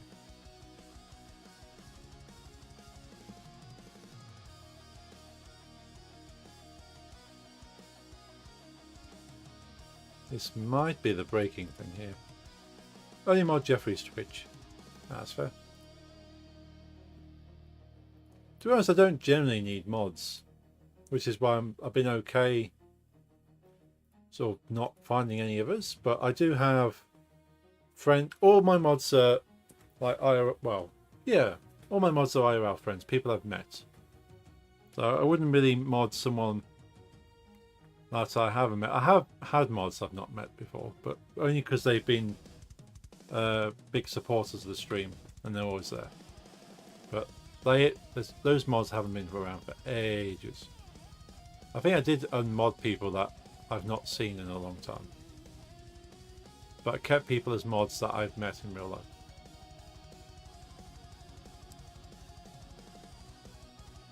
Oh, you did mod my kick? Yes, I remember that. Other way around as well, yeah. I have two, Lisa and Light, and I mod you. I unmodded many people, yeah. But my mods are Max Messenger. It's all my IRL friends that I live the other side of town from.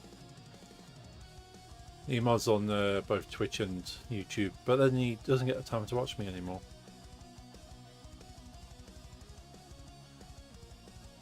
Right, I think we need to monitor this process here. And you also have Lighter's mod. Oh, nice. Yeah, my other... Like, Max is the only mod who's not also a streamer. Oh, also modding the Jesus channel, but so is everyone. You can also be a mod if you want to. Oh, cool. I don't mind. So you have to find a balance with, like, no joke, don't know why. Yeah, you have to find a balance with mods. Like, the instinct is to mod every regular person in your channel. You go, oh, this person's already here, they're a mod. This person's here all the time, they're a mod. And what can happen, not me personally, but what can happen apparently is that someone comes to the channel and goes, this is a channel full of mods. I'm kind of outnumbered by authority here. I don't like this. And then kind of don't like the vibe, or they feel like they're not part of it. Whereas, yeah, if bejesus kind of mods everybody, then once you're modded, you're kind of part of the group, I suppose. 1,000 mods. That's crazy. Right, we're gonna go step by step. So we have this in place here now. So we're going to call it. It won't do anything though. We'll see. We'll uncomment bit by bit. What are we doing for time? Okay. Yeah, we've got a little bit of time still. Save that. It's unfortunate some of this is basically just tiny little steps. Yeah, I really don't know why, but the moment someone says hi in his chat, mod. Yeah, cool. It's kind of like a nice gimmick, I suppose. Is that because mods can't mod other mods, which makes it interesting. Like, if somebody's a mod and they do something that another mod doesn't like, nothing they can do about it. It's up to the streamer to do something about a mod. So if everybody's a mod, then nobody's a mod. Speaking of him, I'm going to say hi real quick in live. He always supports my shit as well. Awesome. Yeah, do your thing. Yeah. If everybody's a mod, nobody's a mod. It's one of those kind of things.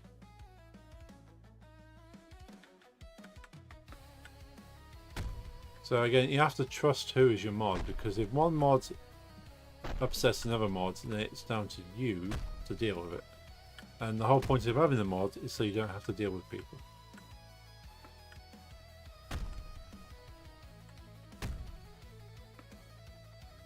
I've had it in the past with one of the main channels I modded for. What I consider to be spam, another mod didn't consider to be spam, and we kind of had a disagreement of like, why did you remove that comment? They're trying to have a bit of fun. And I go, well, it's tedious and it's been done so many times before, it's just spam. And they go, well, I don't think it is. And they go, okay, fair enough, I won't do it anymore. Bruh, even after restarting my network manager, it's still buffered a lot, so I switched my network manager to one written by Intel. I thought it might have been better since my util is Intel. Ah. Hopefully it does the trick. Right, actually, let's go do this once more again. If I play the level 3 times, with any change I make, then I know pretty confidently the code as it stands will not crash. Not to say it won't, but I'm pretty confident it won't.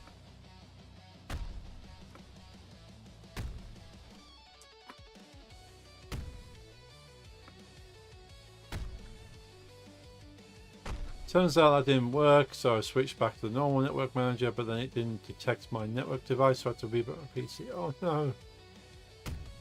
Oh, sorry to hear you're having problems, but it's not good. What's an adventure, yeah.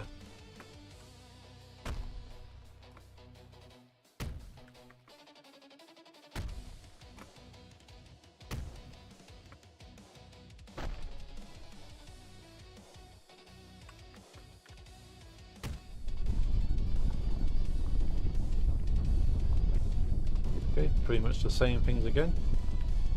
Play again. Do it once more to prove that it won't crash with current code. And we'll uncomment something else again. Okay, it's not happy about something. I almost need like an even smaller test level. But this is small enough, and putting time and effort to make a test level just doesn't seem worth it.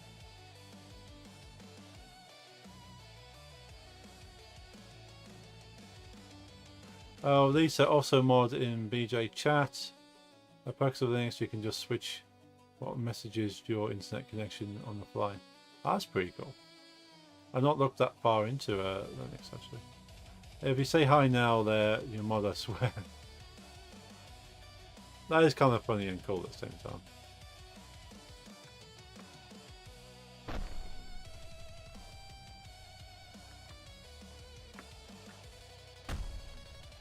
Okay.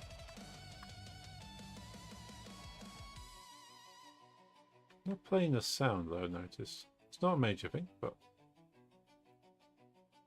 right, we'll stop that. Clear that. Let's look at the code again. So I uncomment all of this.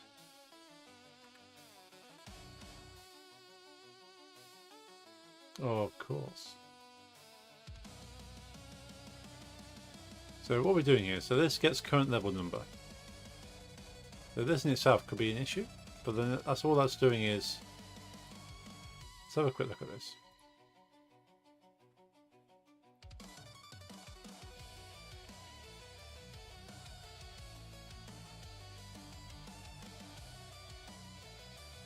I'm gonna comment, we'll get the variables up, so comment everything else, keep those variables.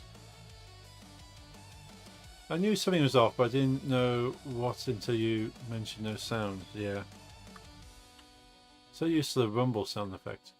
Yeah, it seemed to play the first time, but not when I play again.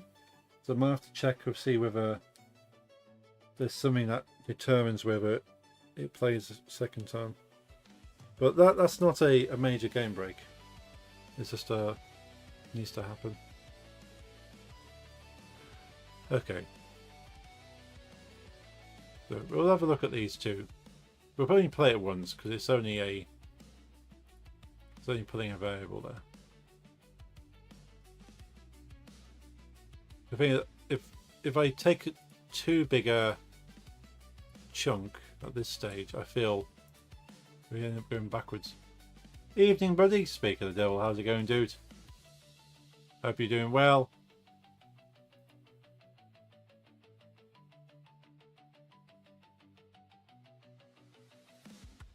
Right, let's cheat ourselves in here.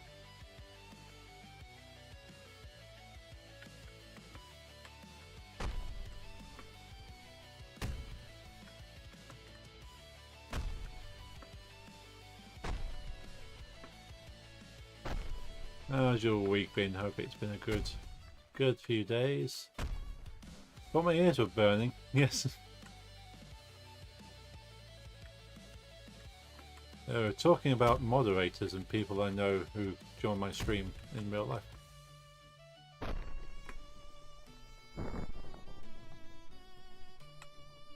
So naturally you fit both categories.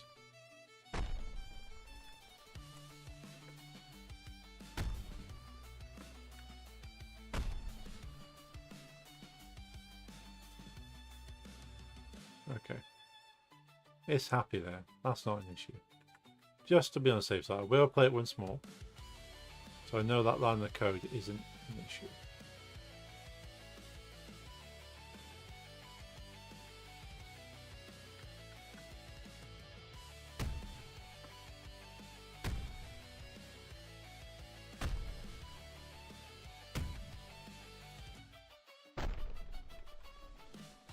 We're doing the time. Oh, it's nearly 11 o'clock. I would like to at least find the bug before I finish the stream.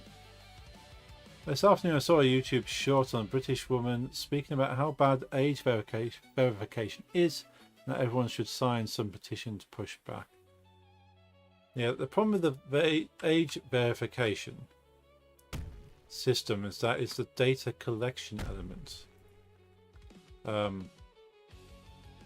Because a lot of the age verification isn't actually going to protect the children that they're claiming it will protect. So it's like, okay, so you're collecting our data and you're not actually protecting children. This feels like an ulterior motive right here. But I'm all for kind of making sure appropriate age people see appropriate age stuff. But the British government are not ones that do things well. Watch the video on the British government's track record with data security, and it's really bad. Yes, exactly.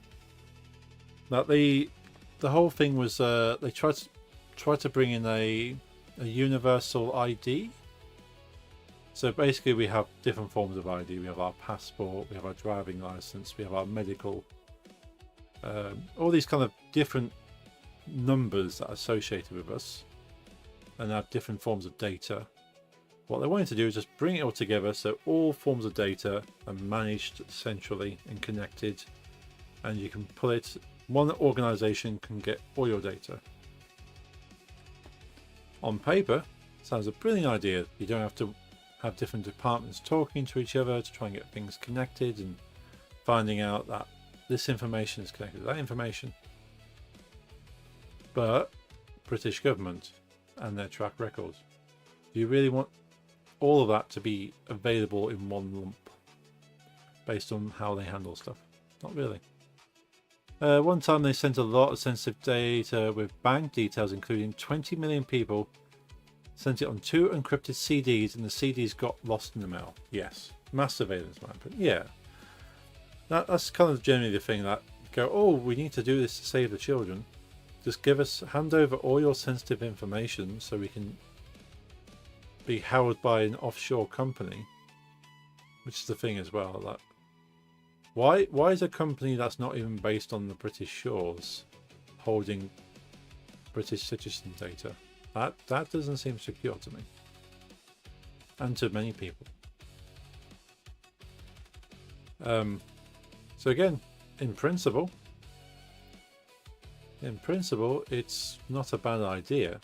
In practice, there's a lot more risk.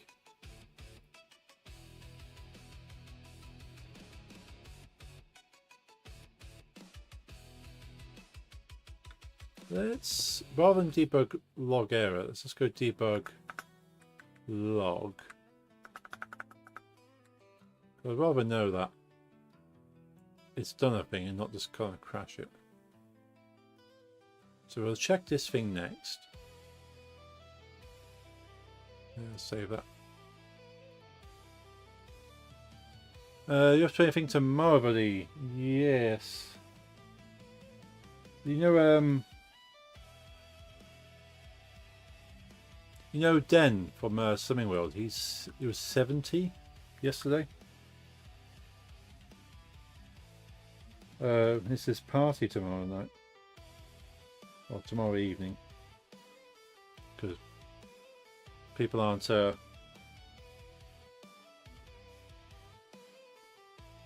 to be out that late anymore. Might have to switch to Linux distros. Might have to switch to Linux distros because now Arch is considering implementing it worldwide. Oh. Considering Linux is supposed to be one of the more kind of disconnected and free systems. Yes, Den of Den and Rachel. He was 70 yesterday. Clifford's Social Club is having a party. Going over there in the evening.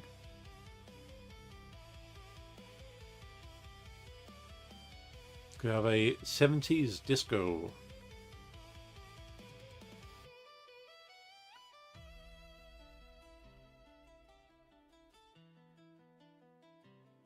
Then my parents need a lift to the airport early Sunday morning, so we won't be there that late.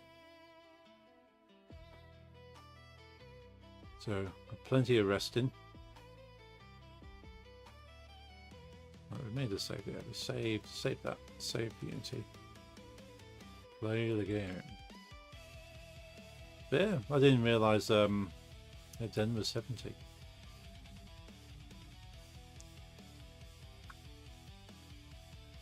And the funny thing is, none of the food at this party will be Slimming World friendly. Because why should it? It's a party. Alright, say hi to them for me and wish Den a happy birthday from me. Will do. Yeah, I like Den and Rachel. They make sure they look after everybody.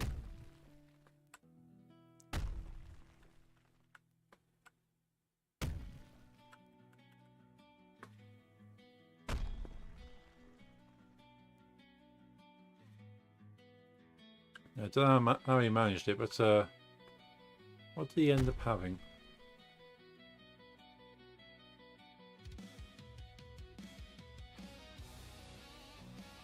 I think Den ended up having like pretty much a cake to himself last week, and he still lost a couple of pounds.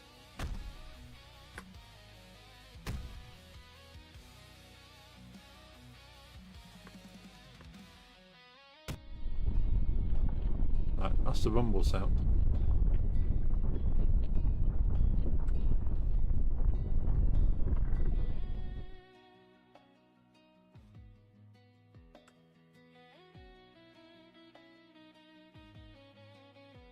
Play again. Let's try.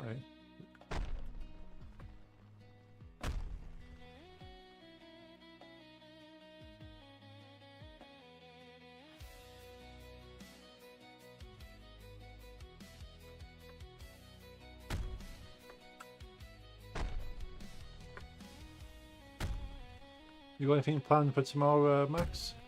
What was you kind of had in mind?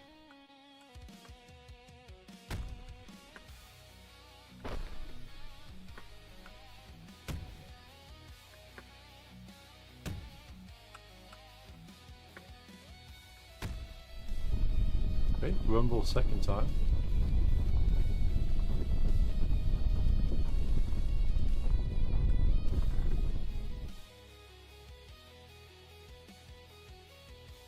Once more, just to be on the safe side.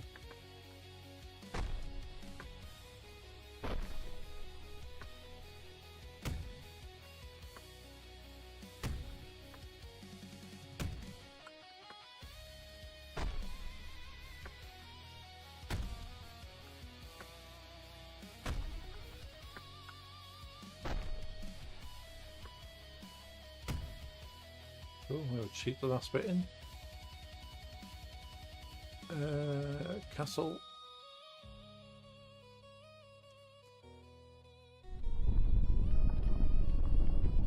Okay, so the sound played all 3 times there.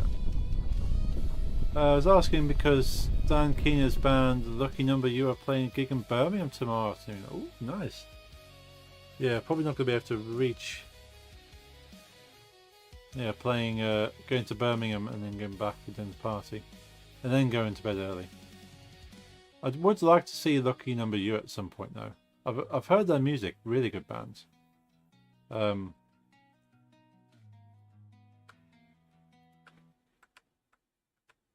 Yeah, we'll keep an eye out for another one of their gigs.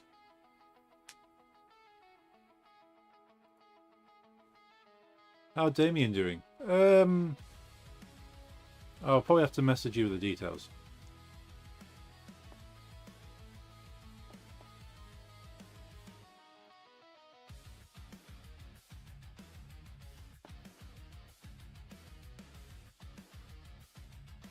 You know something's up. No, that's okay. Yeah, something's up. But I'll send a message. I was meaning to message you anyway.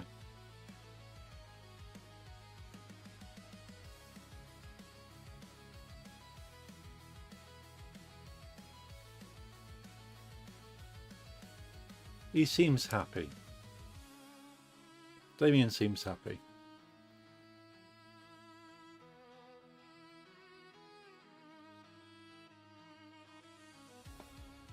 Middle of war times contain middle of wars index middle. Let's try this. See if this causes an issue.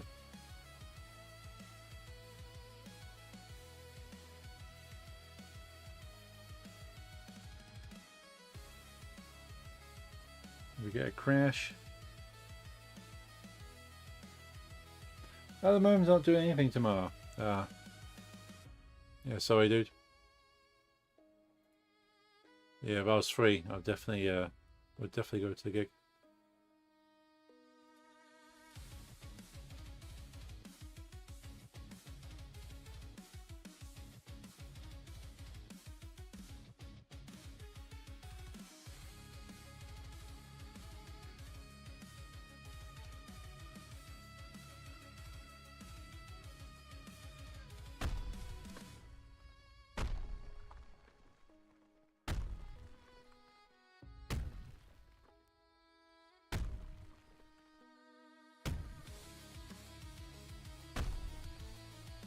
No props, buddy. Yeah, looking forward to the games expo we've got planned.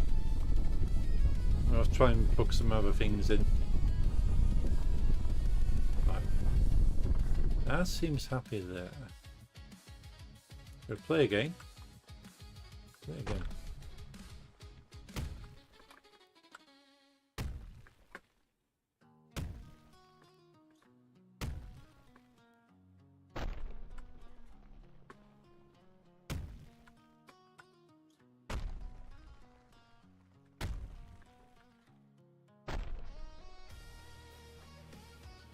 Did end up going to Birmingham last Sunday?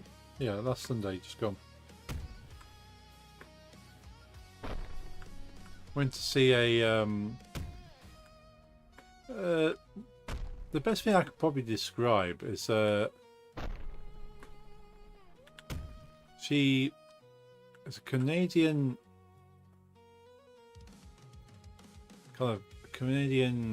magician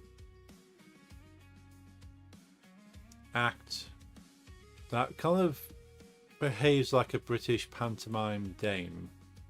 Like her character is kind of like a dame character, but that is the entire show. It's just if a pantomime dame had full reign of a stage, and that was kind of the whole thing, but with magic.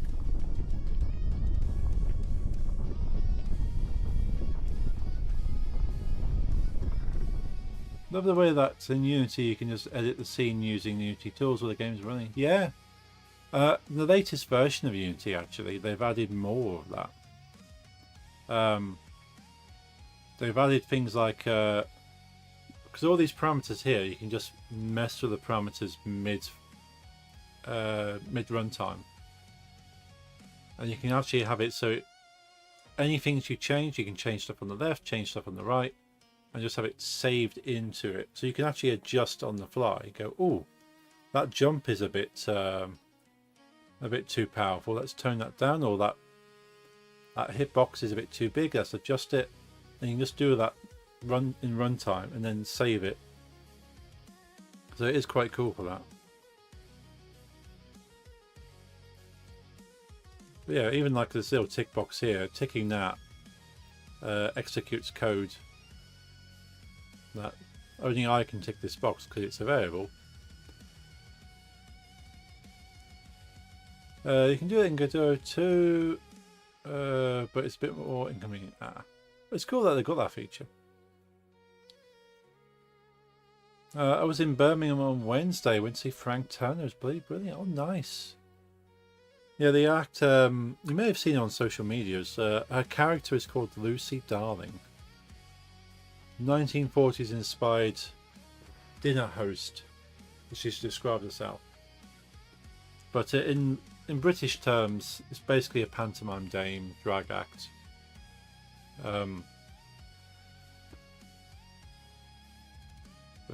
Yeah, it's quite amusing, funny Canadian performer who created this character, and this got so popular that she's came to the UK for the first time. The only thing about the show that I would have changed is make it longer, because it was literally the end of the show came and go, what? That's it? We want more show. Name sounds familiar. Yeah. The performer is, her name is Carissa Hendricks, but her kind of her kind of stage name character is Lucy Darling. And so she's a 1940s inspired New York transatlantic kind of accent to her. Sort of holds herself very well in the character. Kind of this character that's got sort of an air of arrogance and sort of intelligence about her that sort of just commands respect. Whereas Carissa herself is just kind of this soft kind of it's kind of soft, approachable Canadian, as you'd expect. So it's quite weird to see her in and out of character. But she does pre-shows, so you can actually talk to her before the show and then talk to the character after the show, and then enjoy the character during the show. Welcome back, Cobbler. Just found out Blue Sky has been experiencing DDoS attacks since April 16th. Oh, that's annoying. Probably because it's more of a freer platform. People are going, oh, attack them. Can't having people enjoying social media about all the negative. But I would have thought Blue Sky is probably more secure for that. I know Twitter opened themselves up for DDoSing. Or X. Time in seconds before this time. Let's try it with this line of code. We'll save it. Oh, blimey, it's past 11. Well, I'm going to head off now, Birdie. I need to get into a good night's sleep. I've got really too bad night's sleep last 2 nights. Oh, sorry to hear that, dude. Hope you can rest better tonight. You get that good night's sleep. And I hope you have a good weekend as well. And I'll speak to you soon. Blue Sky posted it's been stable. Nice. Get in there, Blue Sky. Yeah, I don't know too much about the infrastructure of Blue Sky, but it sounds well built. Eating and watching, cool. What food did you get, Cobbler?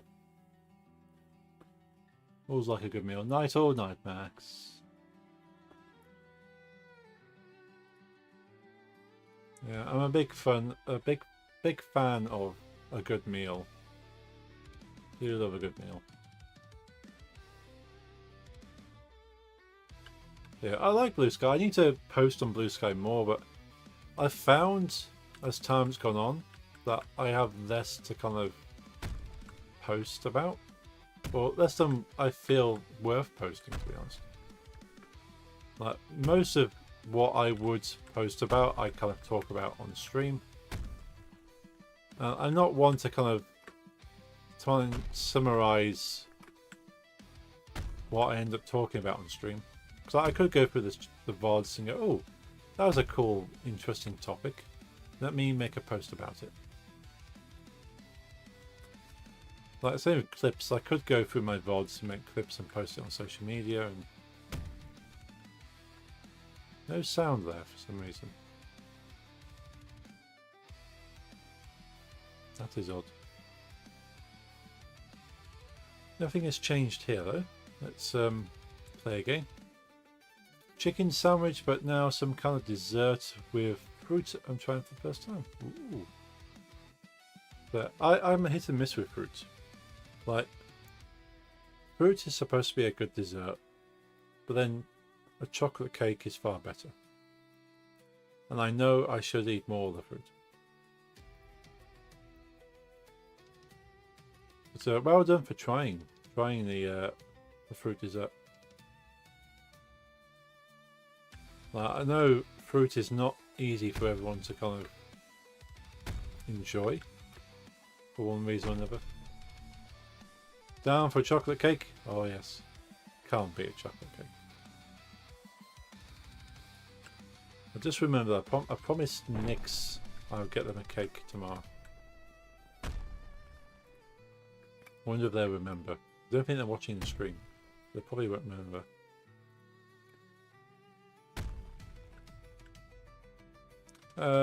It's so sad scrolling through the game dev feed because most posts have one like. Yeah. Like, I've scrolled through and I've liked a few random posts and go, that's a cool idea. That's a great project. Why is there no one even liking this?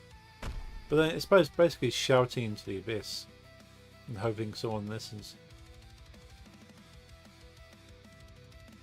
You must be hungry. I'm always hungry. Always hungry, Cobbler. Now I want chocolate cake. Oops. I've corrupted everybody.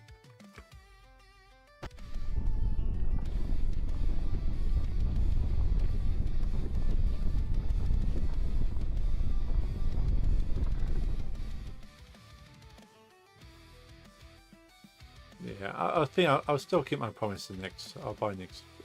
Buy Nix a cake of their choice tomorrow. Not too big a cake, but still a cake. I'm going to go now. Have a great rest of your stream. Still sell emotes, of course. And you still sell the best emotes. Look at all those. Cheesecake. I love a cheesecake. Nix doesn't like cheesecake. I do have some boxed cheesecake I could make up. Good night, everyone. Good night, Lisa. Good to chat to you as always. I also want chocolate cake. Chocolate cake for everyone. Yeah, good night all. I also want cheesecake. Cheesecake, chocolate cake. Or chocolate cheesecake. I'm going to sleep hungry. Sorry, I've corrupted the chat. It's not really the abyss because I can find posts with 11k likes. Nice. Super nice. It's cool that they are reaching. I think the problem with social media in general is that once people find you and you have people following you and they keep up to date, you get traction, you have more people find you. People like share your posts, they like your posts, they comment on your posts, and then more people see it and it kind of snowballs. But you have to find a way of making that ball start to roll, and that's just so hard to do. I just want cake now.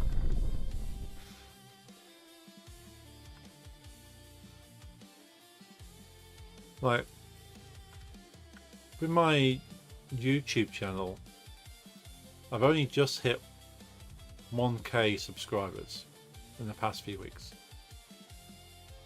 But for a long time, I didn't really have many subscribers. I posted a few random videos here and there, and I might, if I'm lucky, get one like on a video. Like a streaming video, like what I'm doing live stuff.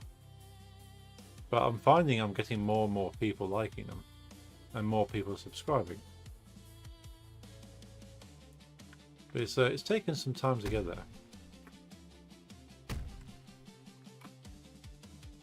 But I know now I've got sort of people interested. I can now try and use that to build a Blue Sky, build other channels. And you kind of expand outwards from there. But if you're starting from pretty much nothing, that's so hard to actually get anywhere. Yeah, I tried boosting you with all my ults, but it won't work. They delete those, yeah. Like, those kind of things are okay. Like, it's one of the things I've seen recommended for like streaming on Twitch. Is that people won't watch a Twitch channel that has 0 people watching. They go, oh, there's not a single person is watching this channel. I'm not going to watch it. And typically they get that stream gets pushed to the bottom of the list. So nobody watches it because nobody's watching it. Actually, oh yeah, people do. Like, I tend to try and find channels that got minimal people if I'm going to watch or raid and stuff. There's no point adding 1 to a million, but 1 to 0 is a massive one. I like supporting small one, yeah. And that's something I've always done from like Mixer and on Glimish and carried over to Twitch. Is that, yeah, someone with 10,000 people watching, another viewer isn't really a benefit at that stage. But it's hard to be seen. Like, people with 0 viewers get 0 viewers because it's 0 viewers, which kind of sucks in some ways. So the advice I've seen is you generally have to have an alt watching your channel to give you 1 viewer, and that lifts you out of the gutter. And because you get your alt watching, somebody goes, oh, there's somebody watching, I watch. That gives you 2. Somebody else comes along and goes, oh, there's 2 people, it must be good enough for 2 people, I'll watch as well. And it kind of, again, it snowballs because they see less people watching, so I will watch. On Blue Sky, most of the posts are like posted an hour ago, but the posts posted like a day or have at least 100 likes. Oh, that's cool. I need to start posting on Blue Sky. Most Twitch streams I've watched were quite small, just here and there, and I watched a stream with more. Yeah. I'm pretty confident that code is working.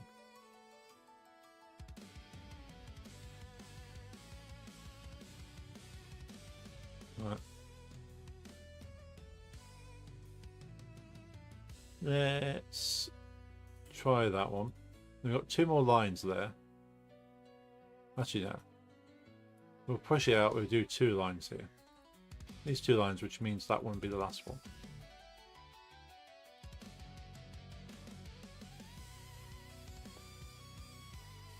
But yeah, I always have my alt on my Twitch and my YouTube. Not because I don't think anybody will watch, but it's just kind of, it keeps the algorithm happy to see a 1, and it boosts the number, and it's not going to boost it like 100 people that these bots try to sell you,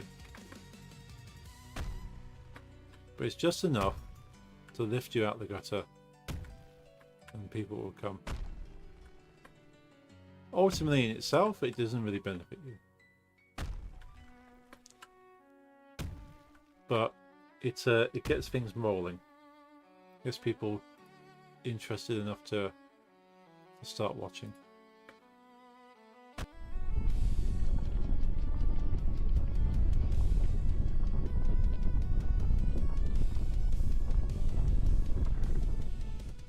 I actually made some videos in the past and most I got was 30 views, so I was happy with myself. But since deleted those videos, don't know why. Oh, that's okay. 30 is quite a lot. But to delete the videos, if you feel that it's no longer something you want to present or doesn't represent you or the channel, then you don't have to keep them around. It's like I thought about deleting some of my older stuff on this channel because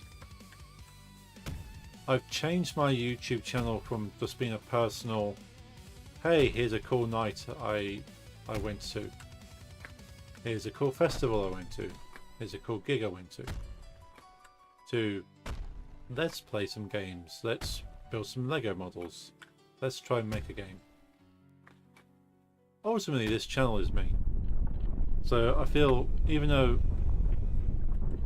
a lot of the older videos is not in line with my current stuff, it's all me still. My dubstep videos do the best on YouTube compared to my metal. Yeah, I think people get onto electronic stuff a lot easier. Kind of drained for dubstep inspiration. Yeah, I think dubstep as a genre is pretty depleted. Not to say there isn't still some life there. It's hard to find another interesting way to make dubstep that hasn't already been done. Because it was kind of rinsed hard when it became popular. And yeah, there's still cool ways to kind of use that elements and those styles kind of in music. Like the Prodigy are on tour at the moment. And they still play the dubstep remix of Thunder, which is a heavy hitting track. But then some people go, oh, I don't like it because it's dubstep and it's a done thing. It's still pretty cool. That's a heavy track. Maybe some time if I do electronic shit. Do that dark EDM I'm talking about. Yeah. Like, I've always liked dark EDM. I used to subscribe to a dark EDM radio online, but they kind of disappeared for a bit. I think the video that got 30 views was where I rated multiple game engines on the phone, but it's like 30 minutes long, so people didn't watch for long. Yeah, it's when you start having to game the YouTube algorithm and people's habits. Like my streams don't have a lot of rewatchability. Like the amount of people that I'll click on this later and watch the entire thing, near enough zero.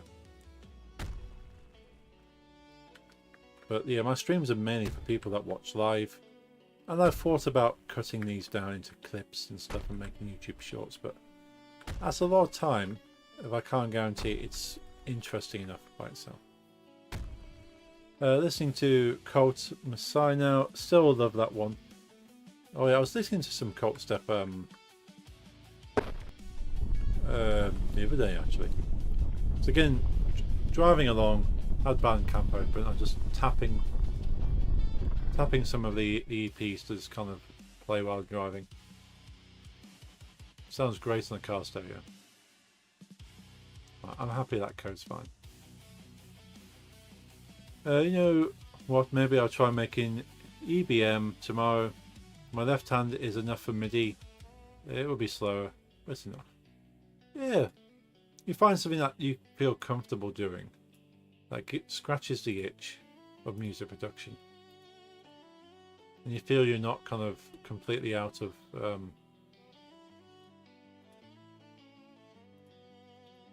kind of practice for it all.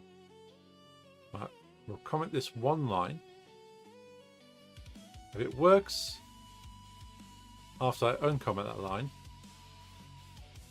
Annoyingly, we'll be back to where we were at the start of the stream when it was crashing.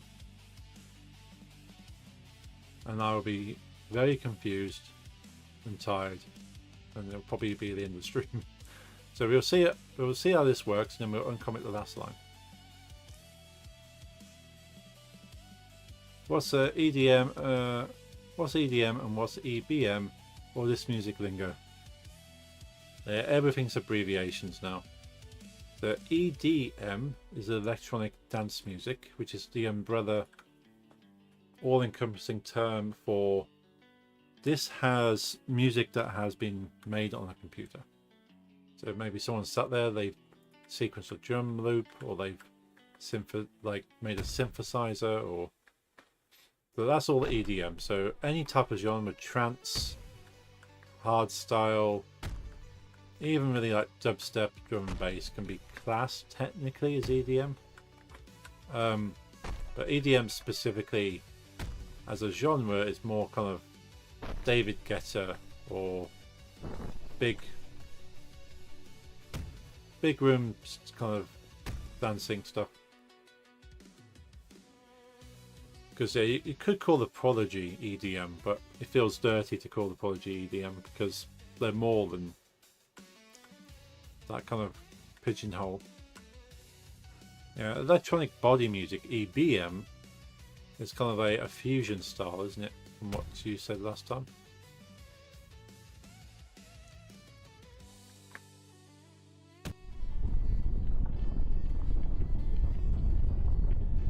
So, whereas electronic dance music is just an umbrella term for everything. EBM is a more specific kind of genre.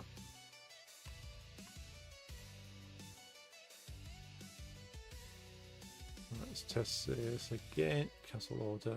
Cancel.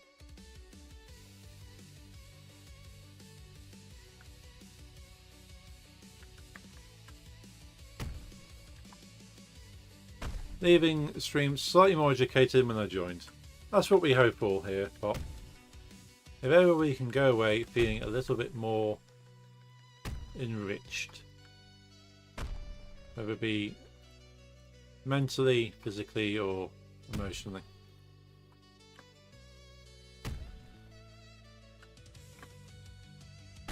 All about kind of broadening the mind. Enriched uranium. Yeah, if you leave this stream with enriched uranium, I think something's gone seriously wrong. Okay, normally I'm not narcissistic, I'm actually very critical of my own stuff, but this shit go hard, bro. Yeah, I could have told you that. It's good stuff.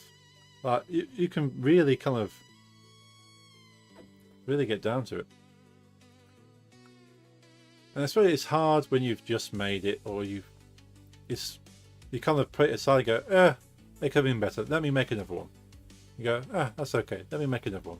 Or I've got better ideas than that. Let's make another one. Like, if you compare to like the first Cult Step stuff you made, pretty decent. But for every EP that's come out, it goes harder and harder and sort of refine the sound that kind of makes that project. What's next with Cult Step? This is not there. Yeah, it's hard to go. You kind of, it's a dead end. Do you just keep repeating it? There's some electronic artists out there that will just rinse and repeat, just rework a sample they already had, or take a plug-in sound that they've used 2 or 3 times before, change the notes a bit, re-release it. It's a new song. And it's not very creative at that stage. They just keep riding on what worked before. Yeah, I was going to say spicy. Enriched uranium tastes spicy. It's a spicy rock.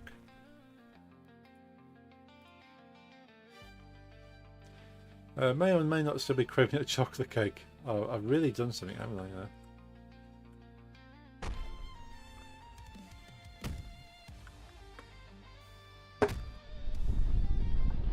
I bet it's more metal than spicy. Yeah, it's got a slight metallic taste. By the way, that playlist of all my shit you want to make, also Under a Tortured Sky marching there. Probably not. I might have to make an ultimate playlist that includes Under the Tortured Sky, and then make a more easy listening. I might have to make several playlists. So go, okay, this is a playlist for this mood, here's a playlist for that mood, and here's just the ultimate playlist of everything. Right, we'll do one more, and then we'll uncomment the last bit. There's no need to be polite, I admit and agree, it's unlistenable trash. It's meant to be that, yeah. It's unlistenable trash, and it's proud of it. Or possibly unproud. Disgusted with itself.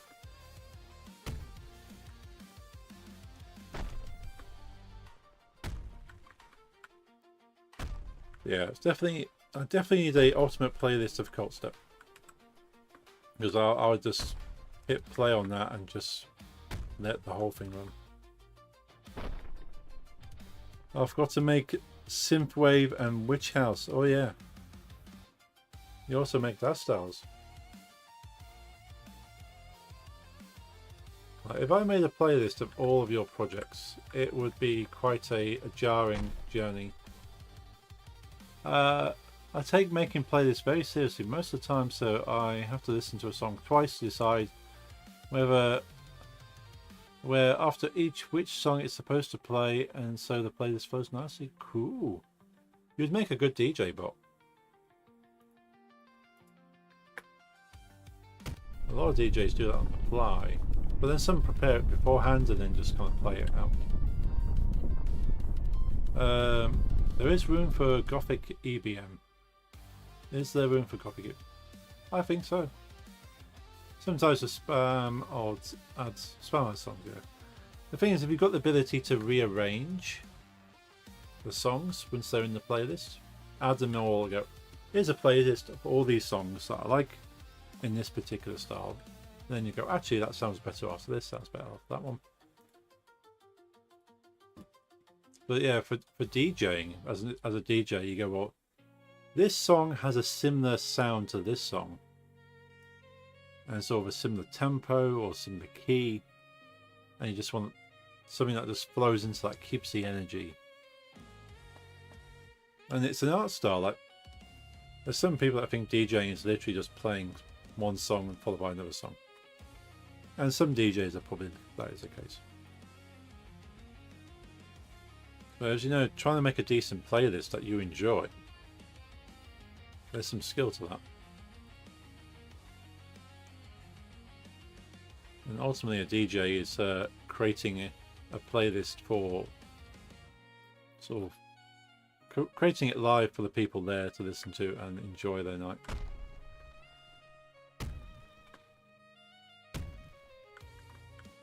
And I will get back to DJing because I enjoy doing that stuff.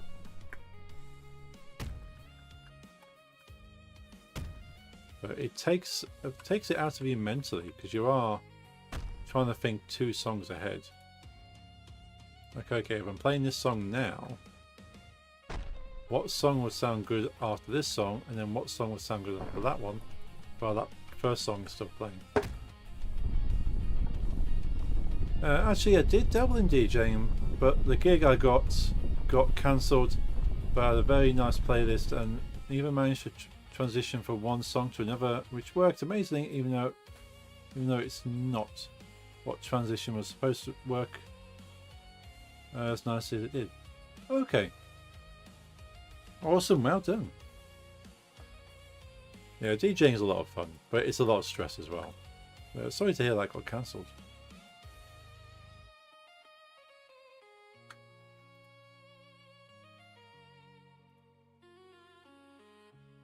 Yeah, I've had a few gig offers in the recent months. It's like, I haven't got the mental energy to come up with a playlist, a contingency playlist, a contingency to the contingency playlist,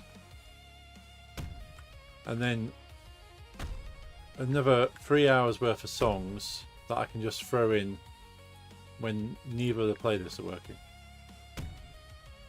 Because people will be people and they don't work how you expect them to.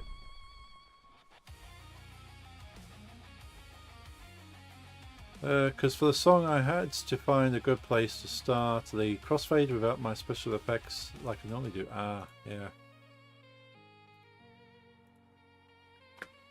Especially if songs aren't kind of built to be DJ friendly.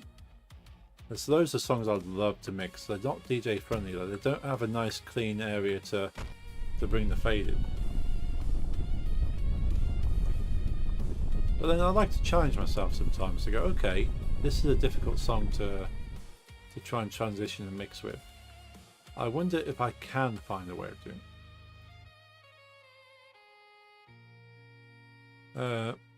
The worst ones are kind of with the song tempo and pitch changes after a few bars. You go, there's not enough bars that are consistent for me to work with here. Had to start fading early, which worked out. What software do you use? Virtual DJ? Yes, I got. Well, I was using Virtual DJ for most of my gigs, but the latest MIDI controller I have is a Serato, so it comes with Serato. So I just end up using that instead. But yeah, I use Virtual DJ for a long time.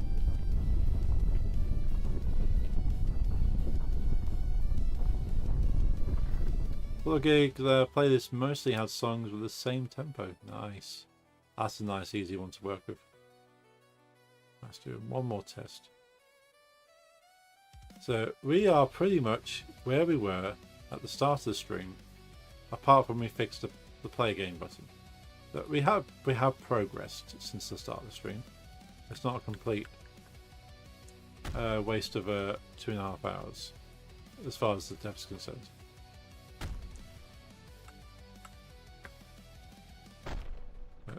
Unity being Unity. I started using Mix. I've never used Mix. Per Virtual DJ, but can't use Virtual DJ on that. Oh, I've not considered that actually. Yeah. I have wanted to at some point try to get some DJ software working on a Raspberry Pi. I know they're not going to be powerful enough to get a lot of features, but it would be quite cool just to have like a portable DJ kind of setup that is just sits in your pocket effectively. You just plug it into a stereo system.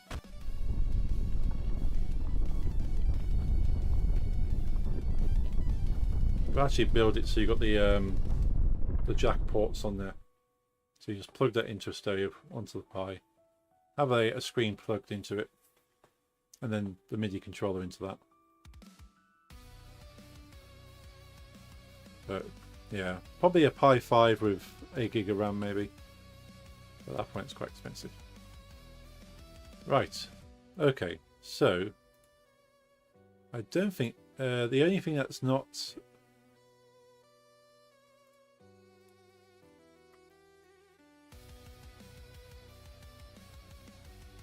so we're back to this point again. If I uncomment all this, now the code sits in exactly the same point it was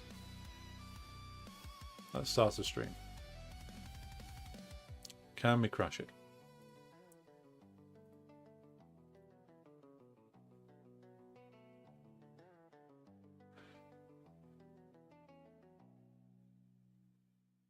I once watched a vid on people having 4 hours to build an app with some technology. I can't remember much, but one team made an AI DJ that automatically finds songs in genre and considers your mood when making a playlist. I think Spotify has some AI kind of technology for DJing in there now. Faded between songs quite nicely. Nice. That's cool for people actually making that.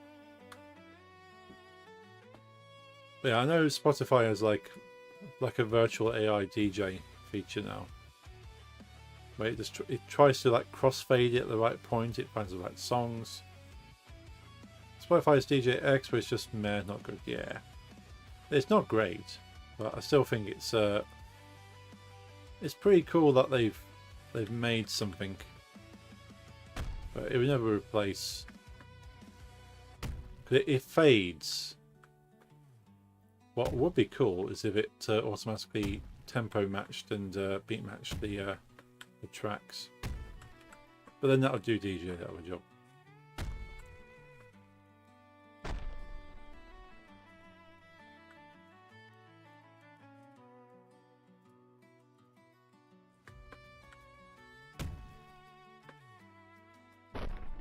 Because I know you can get automatic tempo matching now. Like Virtual DJ and Serato DJ software will tempo match your tracks. I mean, I do listen to it more on my own playlist, but it's just there for when I don't know what to listen to. Yeah, that's fair.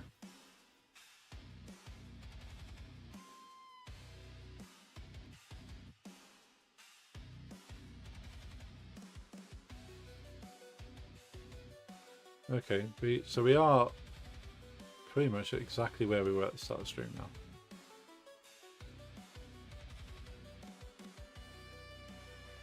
And thankfully, just restart. Nothing is broken.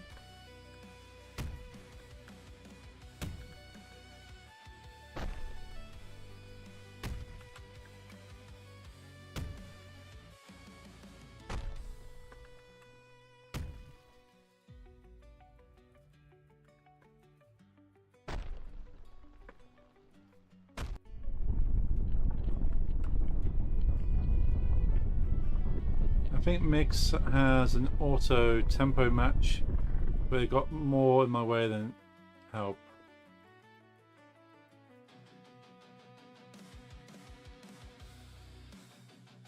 Right, we're going to do one more playthrough and then we're going to uncomment the last bit of code and see what happens.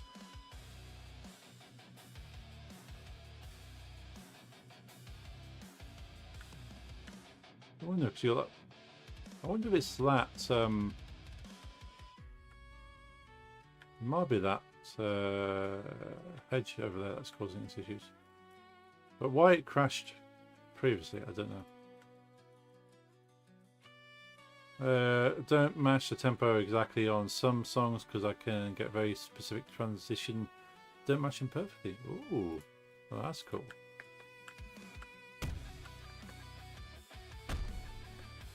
Yeah, because depending on how the tempo of the song works, like dance music, any EDM stuff, has a very clear kind of drum pattern. And as long as the drum patterns match up, you mix in EDM. It's pretty simple in that sense. But when you've got a sound which isn't relying on a drum pattern, trying to match that becomes more interesting. Okay, I'm pretty happy this code is functioning as expected at this point. I'm tired. Goodbye. Okie dokie. I'll be ending the stream very soon. I've gone way over. I'm just going to uncomment this, test it. If it fails, we'll deal with it next time. Because we've gone way over. But thank you for being here, Jeffrey. It's good to speak to you as always. And I'll send a message regarding Damien.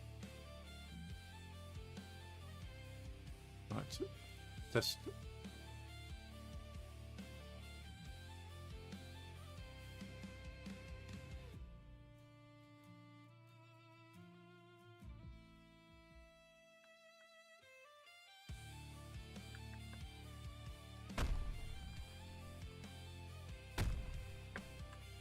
Now, in theory, I'm expecting this to crash.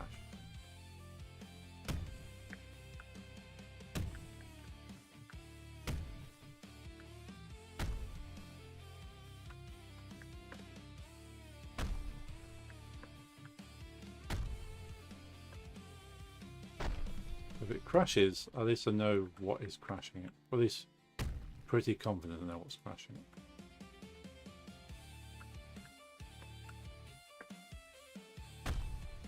It didn't crash.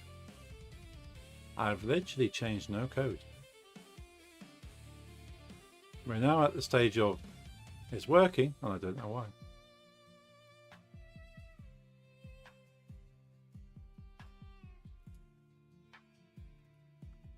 Okay, we'll go play a game. We'll play it through 2 more times, and I'll end the stream. None the wiser. But why? The whole meme, is it? My code's not working. I don't know why. My code's working. I don't know why. There's a whole like Ryan Reynolds in Howard and Kumar in his surgery scrubs. Can't remember it's Howard or Kumar that says we need to give this patient marijuana now. And Ryan Reynolds is, but why? Don't question me, doctor, just do it.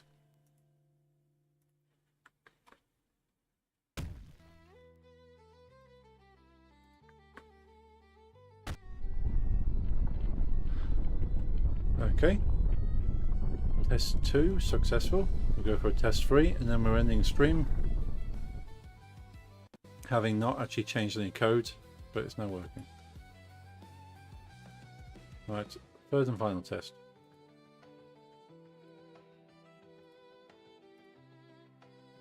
It's better just to accept the fact it works, yeah. Although next week when I try it again, probably stop working. Instead of just questioning its cruel ways. Yeah.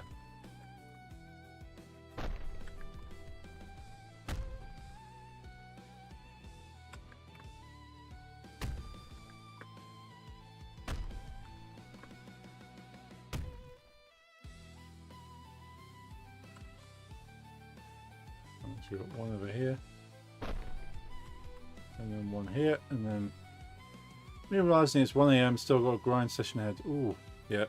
We're gonna hit this box. Right, 3 tests, it works. We'll wrap the stream up here. Don't know why it's working, or why it wasn't working before. But we'll do some more testing next week. Well, thank you all for joining us. Thank you for hanging out with me, bots. Even though it's 1 AM for you.